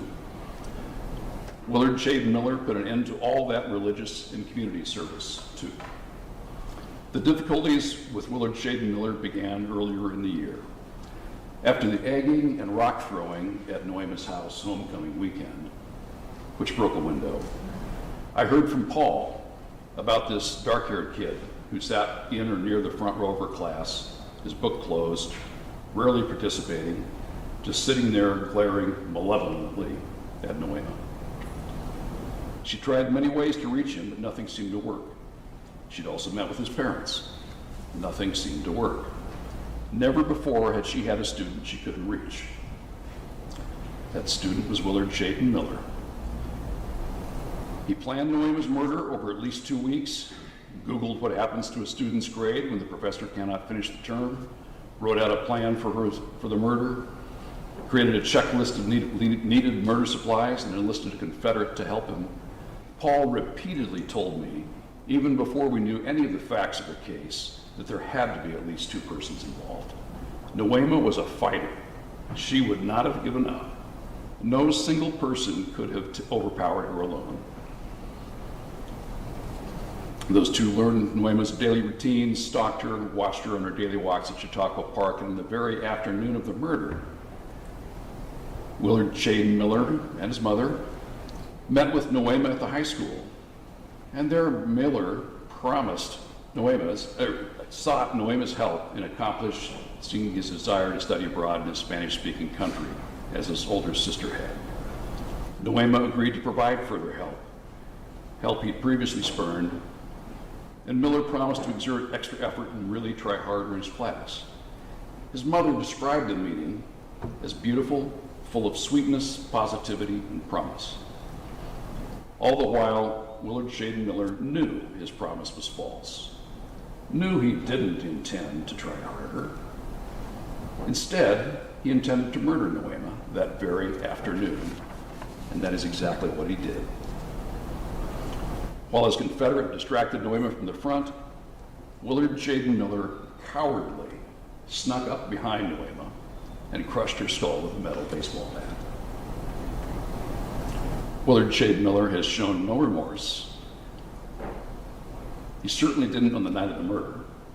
Instead, he went home, did homework, had dinner with the family, just another routine day. He also didn't show remorse on the day of his arrest, not even after his mother reminded him he was being videotaped and recorded, and instructed him, also, we need to express a little more remorse that your teacher is dead. I'm kind of surprised at your reaction. No contrition, no remorse. Again at his plea hearing a year and a half later. he still refused to own up to his full role in this horrific crime. He's refusing to admit that he struck Nohema. And again today, I did not hear any admission from him to what he actually did. Using his own baseball bat, no less. To this day, it's clear to me that he feels no genuine remorse. No doubt he's sorry for himself, sorry he's here, sorry for what's coming, perhaps sorry for his family. But I don't believe he feels genuine remorse for slaughtering Nohema Graber. A student's murder of his teacher over a mere grade should also weigh heavily in favor of a heavy sentence. Society cannot stand such crimes. They must be deterred. You've heard eloquent testimony this afternoon from Lieutenant Kinsella of local teachers and even students fearing for their lives as a result of this crime. Well, it extends beyond this state. I have a daughter who's a university professor in a different state. She recently disclosed to me that this crime has caused her to fear some of her male students who are failing. The impact of this crime on the community and society are factors calling for a maximum sentence. Your Honor, Willard Shade Miller deserves every day of a life sentence with no consideration for parole until he has actually served at least 30 years in prison. I discussed this topic with Paul on multiple occasions, back in January and February of this year, and again in April, prior to the plea hearings. On those occasions, Paul repeatedly stressed to me the importance of defendant Miller receiving a sentence of life in prison with no possibility of consideration for parole until he had served at least 30+ years of that sentence. 35 years was the time Paul thought required, but at a minimum, it had to start with a 3. I had independently landed on 35 years also. Given the utterly cold-blooded depravity of this crime, committed less than 2 hours after meeting face-to-face with her at the school, seeking her help, falsely, when all the time knowing he was about to murder her,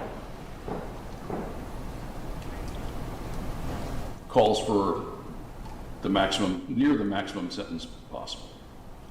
Coupled with Miller's central role as the instigator, planner, and principal actor, cowardly sneaking up behind and striking the critical first blows, a crime that would not have occurred but for Willard Shade Miller, the wide ramifications of this crime, Miller's lack of remorse, and his refusal to date to admit his full role.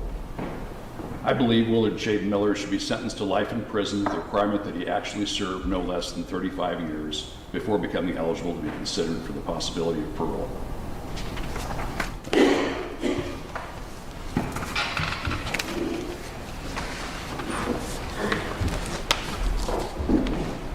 The next victim in that statement is Barbara Graber, read by Tommy Graber, correct? First line?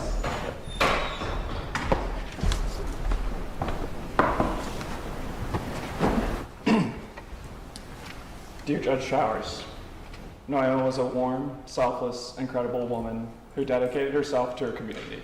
She was brimming with love and energy that she shared with all around her.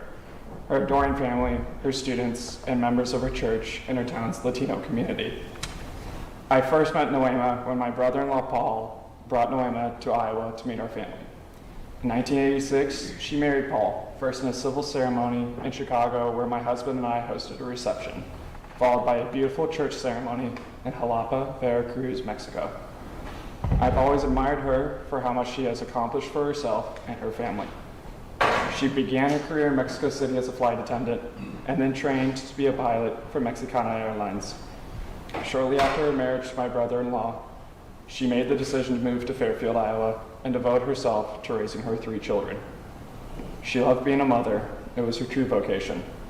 But when her family needed her support, her disabled husband and special needs child, she enrolled in college, retrained, and began a career as a Spanish teacher. Nohema found joy in all of her jobs and excelled at each of them. It was a joy to have her as my sister-in-law. I missed so much the long walks we would take in the countryside, and I missed joking with her. I loved telling her my favorite Mexican food was Taco John's. I always got the same response. She laughed and said, "Oh no, Barbara, not in my country." The impact of her death on her family is immeasurable. 8 months prior to her murder, Paul received a new kidney. At last, after years of dialysis, things were looking up for the Graber family. Their prayers had been answered, and Nohema and Paul were planning trips abroad and time to truly enjoy their golden years. Her death put an end to so much promise for the future. I believe Mr. Miller's actions has had a direct impact on the health of my brother-in-law.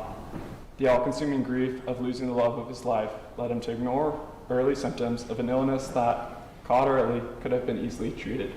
Sadly, he has now passed away. Nohema's youngest son has significant special and medical needs. Nohema worked tirelessly to meet his needs and to improve his life. She brought the world to him. She took him to church and on international trips to visit family, and she did all she could to enrich his life. I constantly worry about what's next for him and her other children. It's so cruel they will not have their mother when they get married or have their own children. I grew up in Gettinger, a small farming town in northwest Iowa, and left the state following college.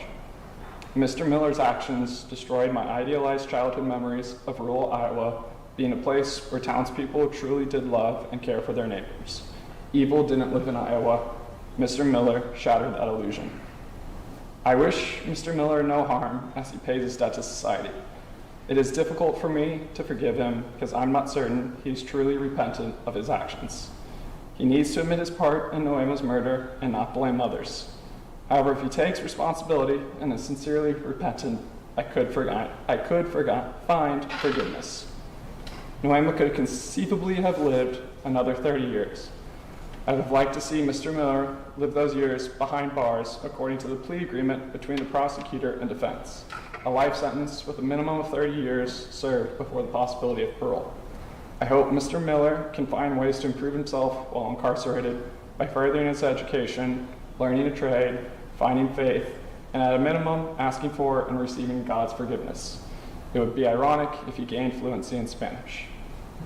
Finally, my thanks and gratitude to the following: Jefferson County Attorney Chauncey Molding and his staff, the Fairfield Police Department, and Jefferson County law enforcement officers, Iowa Assistant Attorney General Scott Brown and his staff, the Iowa Division of Criminal Investigation, the state coroner and staff, victims advocate personnel, Judge Sean Showers and his court officers, Father Nick and the staff and parishioners of St. Mary's Catholic Church, and Nohema's many friends in Fairfield.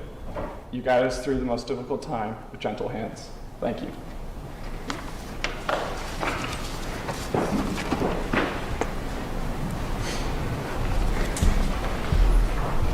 The next impact statement is Jim Graber, who's a brother-in-law.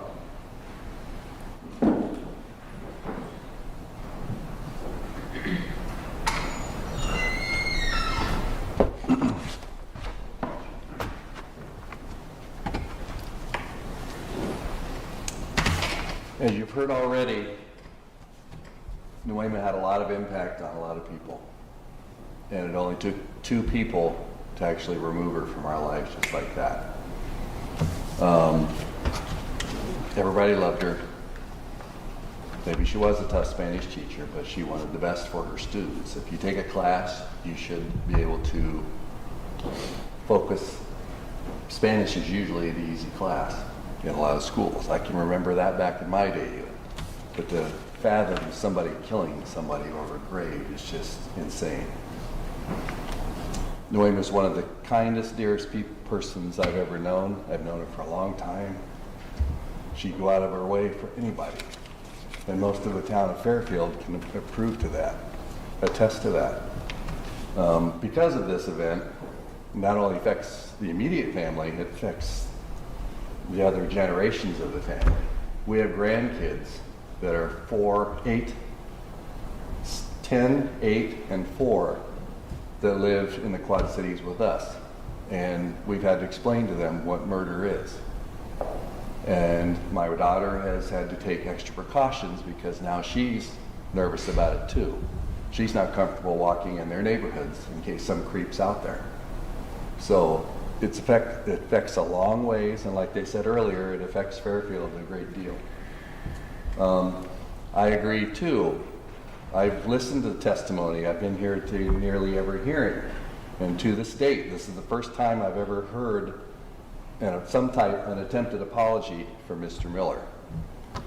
I don't believe it because he's shown no sign of remorse whatsoever. To me, he's a cold-blooded, premeditated murderer. Nohema had a good life, but she had a lot of good life left. Her death definitely sped up Paul's demise, and it affected their immediate family greatly. I would too definitely recommend, Judge, a minimum sentence of 30 to 35 years and a maximum sentence of life. It's only right. He took a lot of good life out of her and has affected a lot of life out of the rest of us that remain.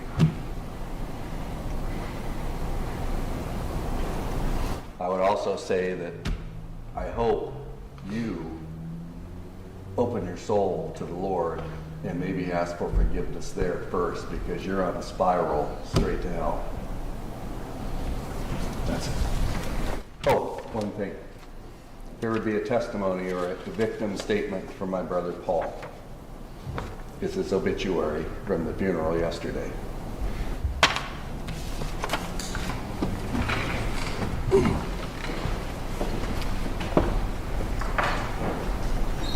The next impact statement is Deanne Graber, who is a sister-in-law. This will be read by Sarah Harms as well.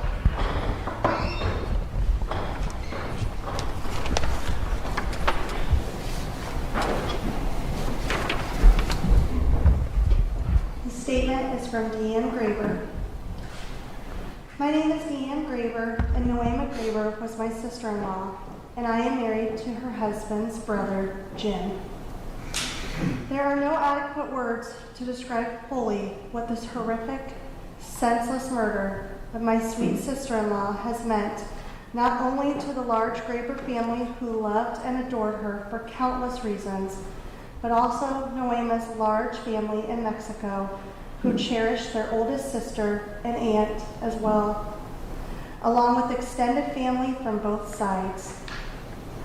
I am so thankful that neither set of parents were still alive and had to be told of the despicable evil that transcended on their precious daughter on November 2nd of 2021. Hundreds of family members miss her every day, along with thousands of friends. I will never be able to forget the evening Paul called my husband to tell him Nohema was missing. We were at our daughter's for dinner, and I was playing a game with my 8 and 6-year-old grandsons when my husband's cell phone rang. I could tell by the sound of his voice that it was a serious, concerning call and was not going to be good news. When he hung up, he said, "Nohema's missing," in the most shocked voice. My 6-year-old grandson Wesley said, "Gigi, what does missing mean?" This would be the beginning of what would become a devastating loss of innocence for my 2 grandsons, Ethan 8 and Wesley 6. Because not only did I have to explain in detail what it meant for their sweet great aunt to go missing and pray for her safe return, but the very next day we would sadly have to introduce a vile word, murder, to their vocabulary at such a tender age.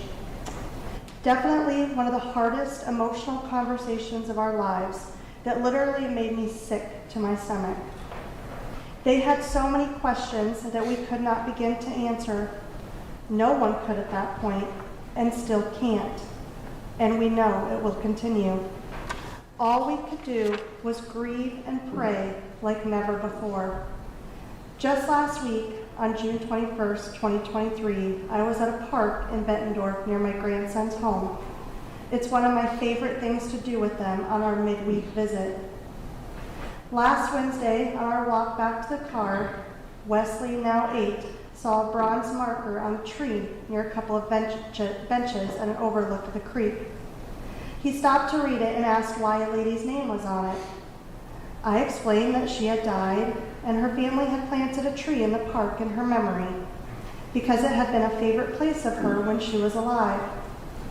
He wanted to know how she died. I told him, the plaque doesn't say, but maybe it was a car accident or illness. He immediately said, I know. I asked, how?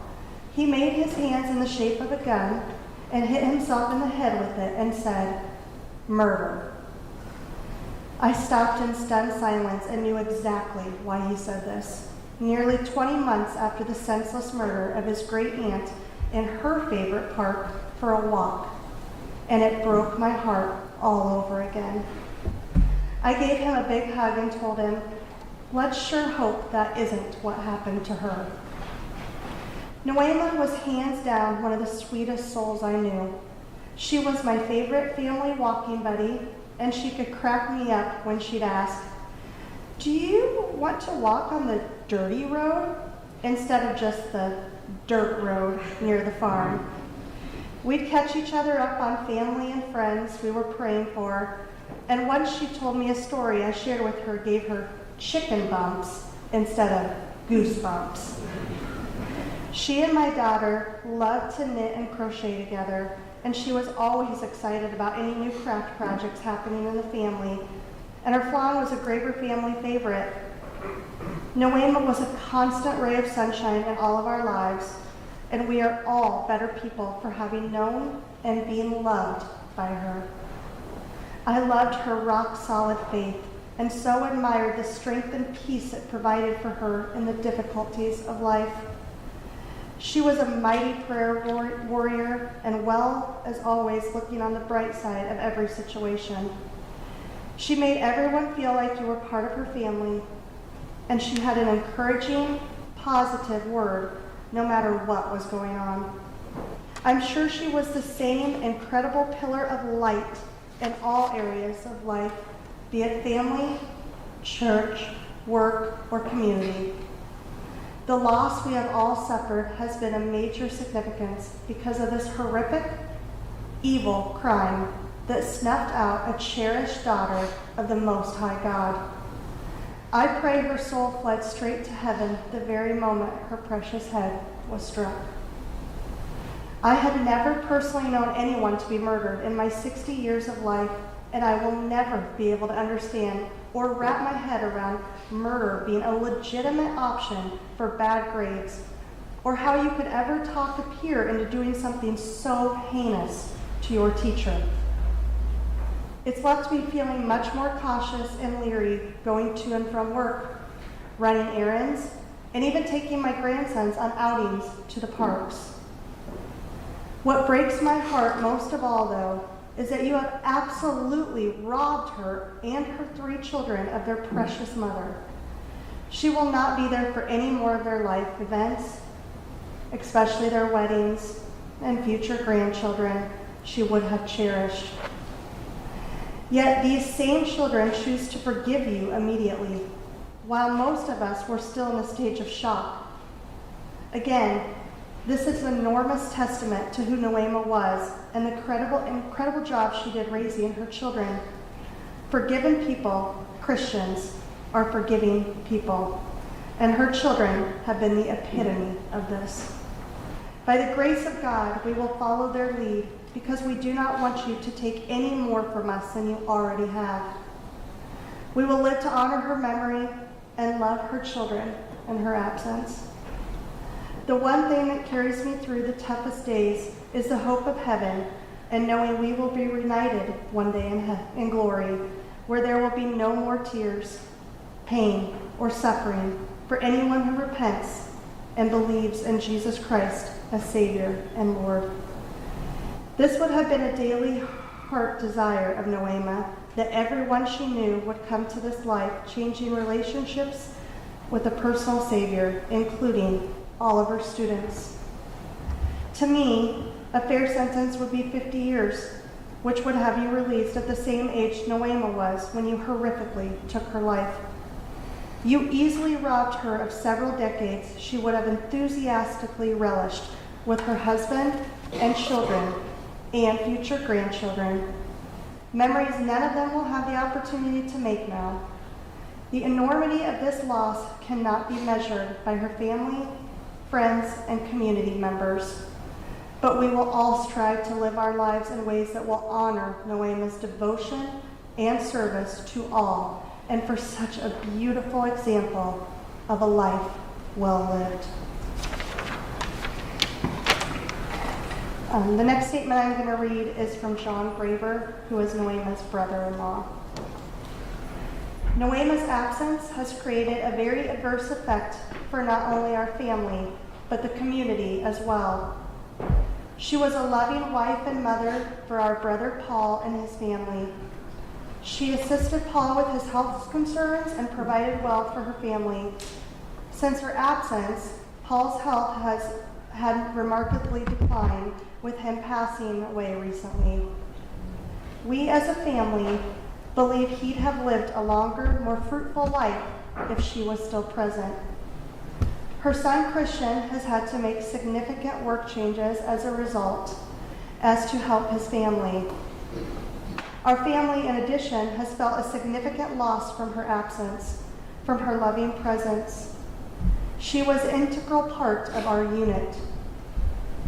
The community has felt a significant loss, and conclusively, many had an adverse effect from her absence, from a noticeable decline in morale and mental health in many.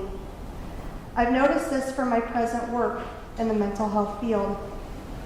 She impacted even more residents than we had known, learning so after her death.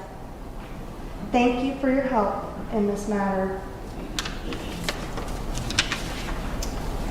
The next statement I'll be reading is from Alberto Castillo, which is Nohema Graber's brother. It is not about vengeance, like my nephews and niece said. We forgave him. This is about justice, and that is what we expected. When all this started, my feeling about this country's society, where nobody is killing each other, where everybody is killing each other, was a pure rejection. My point of view changed when I talked and spent time with the Fairfield community, the school, and the neighbors. They all made me realize what an amazing person my sister was with the whole community. The way she helped and the way she loved and cared, and how everyone loved and cared for her made me change my point of view again. I realized that the actions of a couple of people do not represent the majority of a community. Personally, I feel a great void, emptiness because of her absence. This absence left me without the chance of spending time with my oldest sister, the sister that took the role of mother when ours passed away. My heart is heavy for my brother-in-law and my nephews and niece. They had taken from them the most important part of their lives. But we have to move on with our lives, and only time will tell how we have moved on. And the last statement I'm going to read is from Socorro, who is Nohema's sister.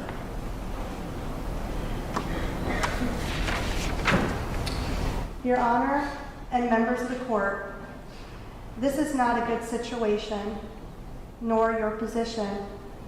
Even though I don't know you, I pray for you. As a Mexican, you come to this country and try your best. I know my sister did. I know this because when I attended her memorial, I listened to what the community had to say about her, her students, and all the people that knew her. They all gave me the opportunity to know who my sister was. She was devoted to the people around her. She was a kind of person that would spend her time just talking to the elderly, the kind of person who encouraged fellow immigrants that felt lost in this country. Without a doubt, my sister was an incredible human being. I know that she always did her best. I saw it every time I visited her. She completed her master's while she was already married and with children in a country and language that was not hers. My sister loved Mexico and proudly taught Spanish language to her students. In her classes, she would show her students the many different faces that the Mexican cultures have. This way, she would inspire her students to visit Mexico. She was a great neighbor, friend, and sister. She would help the Latin community to not give up and to always try their best. She was loved by anyone who knew her. She was very spiritual and respectful of all other religions. I think that your country has also lost a wonderful human being, a woman who transmitted peace, love, and respect.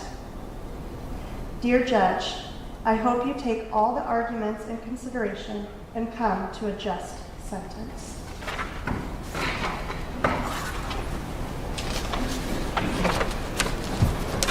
Judge, we have one more victim impact statement. That's Christian Graber, who is the son of Nohema.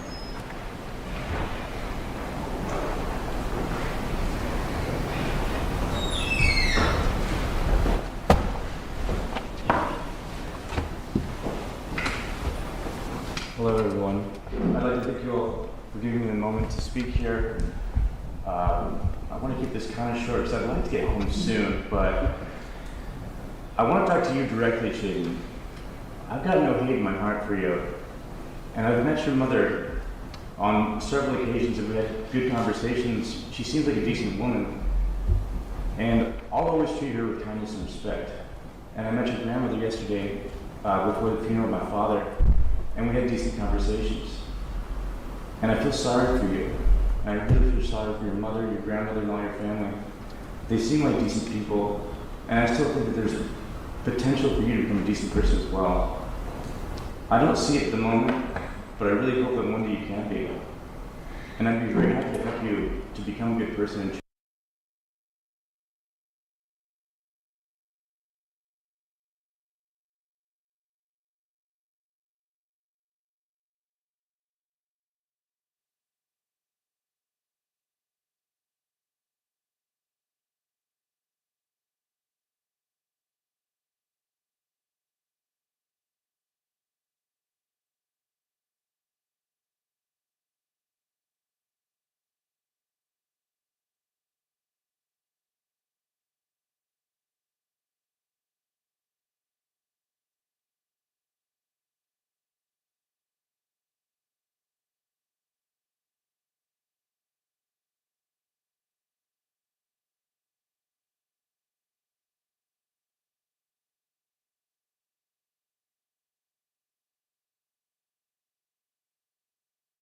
To 1A, Mr. Miller, I've considered all the sentencing options provided for in chapters 901, chapters 902, and 907 of the Iowa Code, and my judgment relative to sentence is based on the 25 factors I'm required to consider for you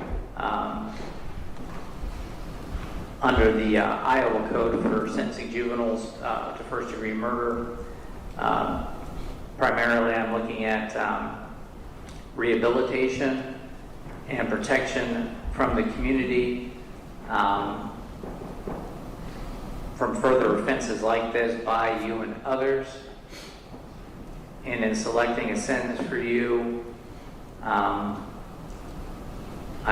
considered your age, and I'll go in depth with that, the contents and the pre-sentence investigation, the plea agreement reached by the parties, and in sentencing you, since you were a juvenile when you committed this crime, the sentencing requires me to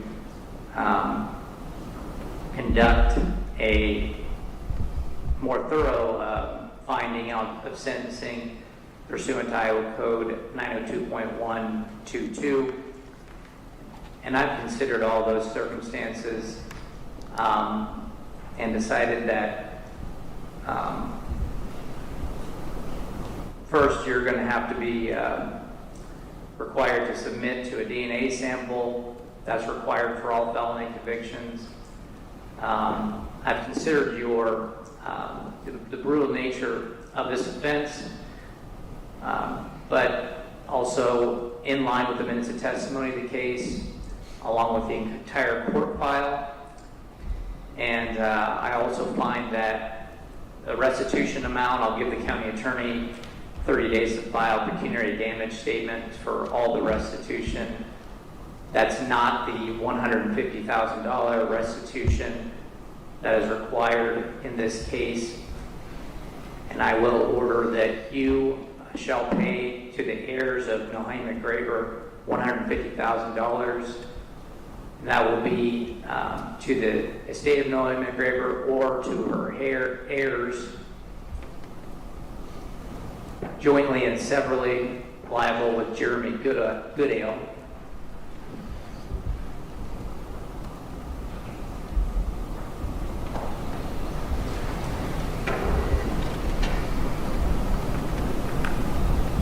And I'll order that you're presumed to have the ability to pay Category B restitution, and that you have the opportunity to request determination on that at a later time. Mr. Miller, this is a lengthy record that I'm going to make, but I'm just going to go down the list here and tell you what I have to consider, not just from this case law. State v. Roby has been talked about, State v. Lyle. I think State v. Majors was the recent one that was discussed by your attorneys. The legislature codified these factors under 902.122. The first factor that I've considered is the impact of the offense on each victim, and the victim impact statements, including the victim impact statement may include comment on the sentence of the defendant, and we have just heard that. But this factor I find to be an aggravating factor in determining your sentence. Your horrific actions led to the death of Nohema Graber, and her family will never be able to fill that void. The victim impact statements remind us all of the pain the family and friends of Nohema Graber will carry with them forever. The second thing I consider is the impact of the offense on the community. I also find this to be an aggravating factor. The entire Fairfield community has been shaken by the senseless, premeditated murder of one of its beloved teachers. I think that came through pretty strongly with Chief Kinsella's her testimony, and that you, along with Mr. Goodale, are accountable for that detrimental impact on the community. The threat to the safety of public and any individuals posed by you, the defendant, I find this also to be an aggravating factor to the extent that any individual who would plan and participate in a murder based on an unsatisfactory grade is an individual that will require immense rehabilitation. And there was some discussion about a mandatory minimum. I am going to issue a mandatory minimum on this case. If I gave the Board of Parole the option to release you without a mandatory minimum, it would be contrary to the public safety of the community you would reside in and to the residents of the community you reside in. There was some discussion about there being an expert to impose a mandatory minimum that most normally would be a matter for expert testimony. This is far from a normal case. And to the extent the mandatory minimum is an issue, I think the facts and circumstances of this case demand it, and I would not be doing my job if I didn't impose some sort of mandatory minimum. The degree of participation in the murder by you is another factor I've considered. It's an aggravating factor. The reason that Nohema Graber was murdered was because you were unhappy with your grade. But for your thoughts, planning, and acts, Nohema Graber would still be alive. Mr. Miller, you and Mr. Goodale committed premeditated murder of your teacher, and it was carried out in one of the most horrific fashions one could imagine, which goes to the nature of the offense, which is an aggravating factor. Planning the murder by stalking Miss Graber, her walking route, bringing supplies such as a wheelbarrow and a baseball bat, that beating the victim lifeless is a horrific act. It calls for swift justice, deterrence, and accountability. With regard to your remorse, you waited to today to show some sort of remorse for the act you and Mr. Goodale committed. I find that you downplayed your role in this homicide based on your admissions and the minutes of testimony and the evidence presented in this sentencing hearing. It's an aggravating factor. State's witness, Talon Sissom-Fane, a fellow classmate of yours, who you told that you caught a body with a baseball bat. While the defendant is remorseful for his current situation, there has been little remorse shown by Mr. Miller for Nohema Graber, her family. I think State's Exhibit 131 shows the extent of the premeditation to finalize the win or secure a victory when describing the murder of the defendant that you and the defendant Jeremy Goodale committed. Acceptance of responsibility I actually find to be a mitigating factor.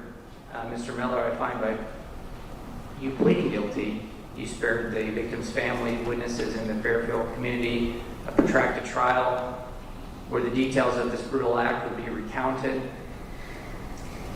With regard to the severity of the offense, including the following: the commission of the murder while participating in a felony, the number of victims, the heinous, brutal, cruel manner of the murder, including whether the murder was the result of torture.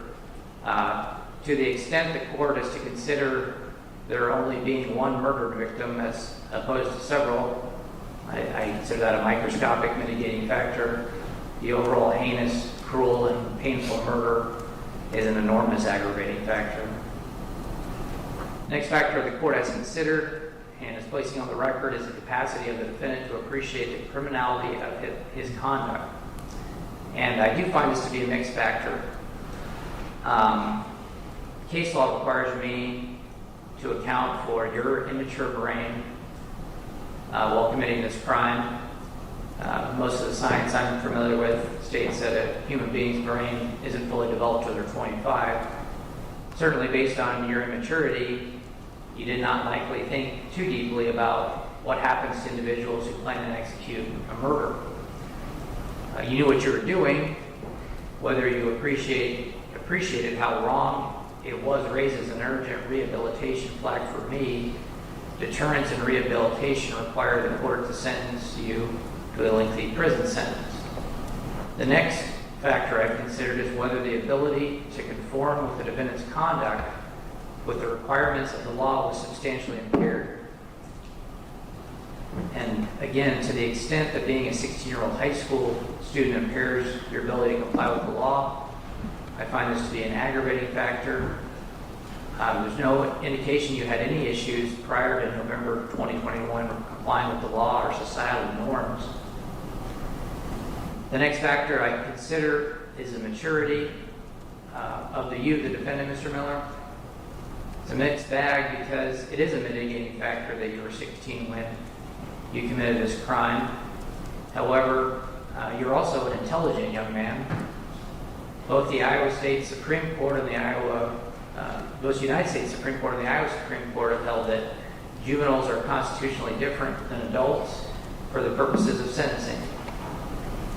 That's Miller versus Alabama, State versus Sweet. In the State versus Sweet case, it was a 4-3 Iowa Supreme Court case that held that juvenile murderers cannot be sentenced to life without the possibility of parole.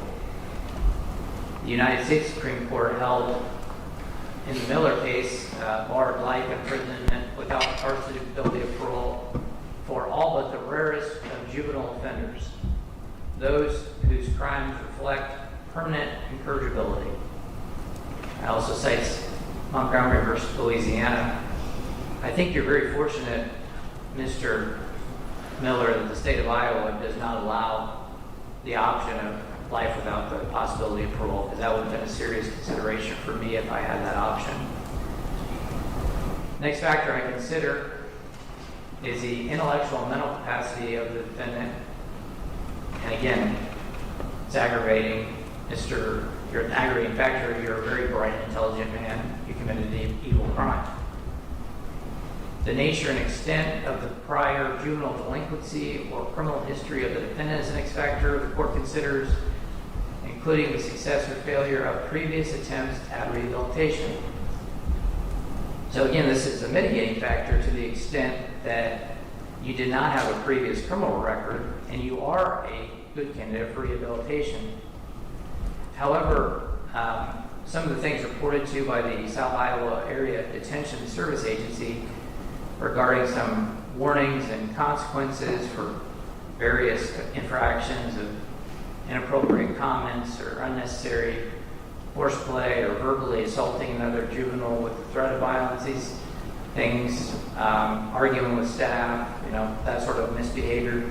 Certainly some of it can be attributed to your age, but I think it just shows that you're just starting your journey towards rehabilitation. Following factor I considered as well is the mental health history of the defendant, Mr. Miller. By all accounts, I don't see there's any mental health issues for you in your record. The next factor the court considers and makes record of the level of compulsion, duress, or influence exerted upon the defendant, but not to such an extent as to constitute a defense. This is an aggravating factor because it was your plan to kill Nohema Graber, and you recruited Jeremy Goodale based on the evidence and the minutes of testimony.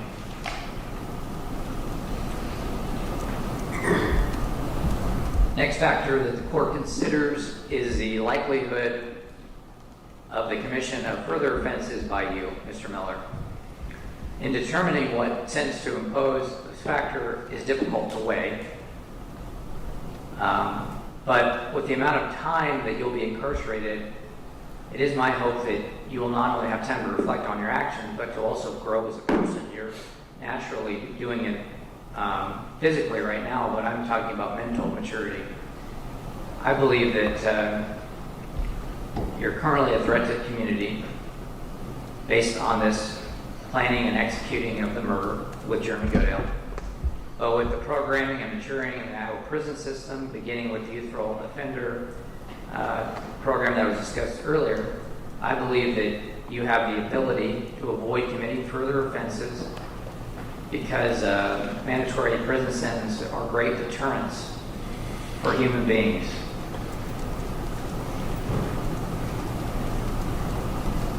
The next factor I've considered is the chronological age of the defendant, the features of youth, including immaturity, impetuosity, and failure to appreciate risks and consequences. And this is generally a mitigating factor for you, Mr. Miller. You were a minor when you committed this crime.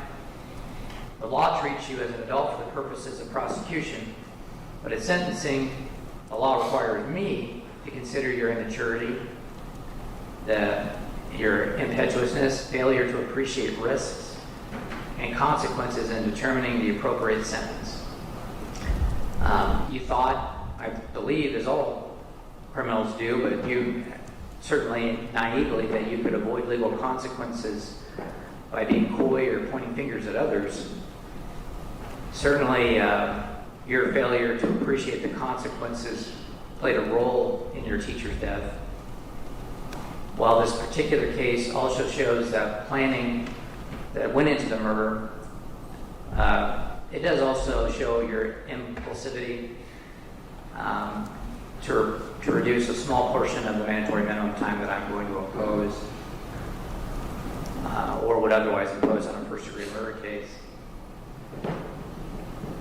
At some point, some of your traits will be difficult to alter, but it is not impossible through rehabilitation. I was troubled when I read that you reported you believe you have a higher IQ than most of the staff at the South Iowa Detention Service Agency. This sort of arrogance is sometimes a reflection of youth, other times it's just your personality. And the arrogance is troubling to me. And I find on the record that arrogance is not primarily due to age, but to an intellectual superiority mindset.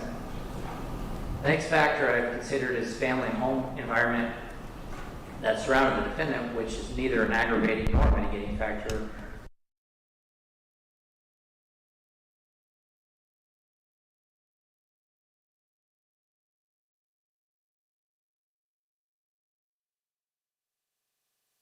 Circumstances of the murder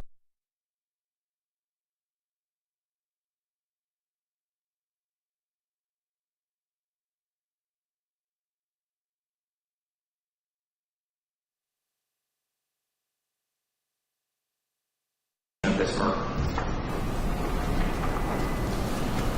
With regard to the next factor, that's the competencies associated with youth, including but not limited to the defendant's inability to deal with peace officers or the prosecution, or the defendant's incapacity to assist the defendant's attorney in the defense case.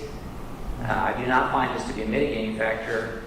You've been zealously represented by experienced and talented attorneys and have been able to present a very thorough defense. Next factor I've considered is the possibility of rehabilitation, and the court finds this mostly to be a mitigating factor. The years that you will spend incarcerated will allow you to learn skills, I guess GED or high set and beyond, depending on how far you want to take it, Mr. Miller. Most importantly, reflect on the immense harm you did to Nohema Graber, her family, and the Fairfield, Iowa community. And then there's a last consideration I've been considered as required by the case law and the statute. With any other information that I've considered in my sentence. In recent years, the Iowa Supreme Court has attempted to find an adequate model approach in juvenile sentencing in compliance with Article 1, Section 17 of the Iowa Constitution, ban on cruel and unusual punishment. It's the 8th Amendment in the federal Constitution. I mentioned the State v. Sweet decision earlier that held that life without the possibility of parole for juveniles is unconstitutionally cruel and unusual, according to that 4-3 Iowa Supreme Court case. In the case your attorney cited earlier, State v. Majors, Justice Waterman wrote, "Our earlier opinions have been criticized for running the risk of making it difficult, if not impossible, for a sentencing judge to ever impose any minimum term of incarceration. Yet, as we indicated in Roby, mandatory minimum sentences are permissible. While there is a presumption against minimum terms of incarceration for juvenile offenders, we have expressly held, even commanded, their use if court concludes that sentence is warranted after consideration of the factors." And those factors are what I just went through, Mr. Miller. And based on recent Iowa precedent, I'm not allowed to consider a sentence of life in prison without the possibility of parole, which is permissible in most other jurisdictions. Certainly a high school junior who formulates a plan, or high schooler that formulates a plan with his friend and murders a Spanish teacher is a dangerous person to the community. The definition of malice is the intention or the desire to do evil. And evil does not have a birthday. This court cannot overrule precedent. However, I will not gloss over the fact that you and Mr. Goodale cut Nohema Graber's precious life short. That would not be justice, regardless of your age, Mr. Miller. The bedrock of our criminal justice system is deterrence and rehabilitation. And ultimately, while acknowledging your youth and developing brain, I find that your intent and actions were sinister and evil. Those acts resulted in the intentional loss of human life in a brutal fashion. There's no excuse, there is not a systemic societal problem that explains or justifies your actions. The court finds, based on the nature and circumstances of this offense, along with the required 25 factors that I am to consider in sentencing a juvenile in the state of Iowa for murder in the first degree, that the defendant, Willard Noble Chaden Miller, should be sentenced to life with the possibility of parole after 35 years. This sentence is permissible under the Iowa law. A 35-year mandatory minimum is not cruel and unusual punishment for the defendant, as it represents the appropriate time of incarceration for the defendant in Mr. Goodale's premeditated murder.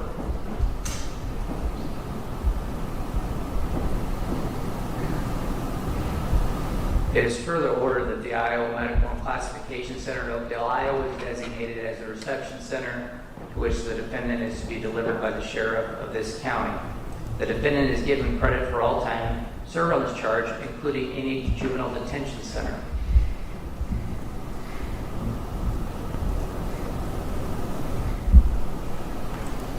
To the extent that doesn't apply to the mandatory minimum, Iowa Code Section 90159, Mr. Miller, does allow your term of incarceration to be reduced because of statutory good conduct time, or credits, program credits, and you may be eligible for your parole after your mandatory has been served. You will have that opportunity to see the parole board and have good time credit at that time. You have the right to appeal your guilty plea, but your attorney must file a written notice of the appeal within 30 days. And we talked about waiving that right at the guilty plea sentencing. If you do want to attempt to challenge your guilty plea, there is an application for permission under Iowa Code Section 81429. The appellate courts determine whether the application is granted or denied, or preserved for post-conviction relief. Regarding your sentence, if you're only appealing your sentence, your attorneys must file a notice to the Iowa Supreme Court within 30 days, serve the written notice of the taking of that appeal upon the Jefferson County attorney, and file the same with the clerk of court, together with evidence of that service upon the county attorney, and you must mail or deliver a copy to the Iowa Attorney General's office. The service and the filing of the written notice of appeal and the time and manner just specified as jurisdictional, and a failure to comply with such requirements shall be deemed a voluntary waiver of your right to appeal. You may be entitled to court-appointed counsel to represent you on your appeal and the preparation of these proceedings at state expense. Judgment accordingly, minimus accordingly, and immediately, no bond on appeal. Counsel, for the record, we need to make at this sentencing hearing. From the state. Just one thing, Judge. I know he will go to the youthful offender unit, I believe, at Oakdale. I don't know if your order needs to specify that specifically or not. I just thought of that a minute ago, so just to put that on your radar. But otherwise, nothing else. My understanding is they'll automatically send him there when he gets there. Any further record from the defense? No, Your Honor. That completes the hearing.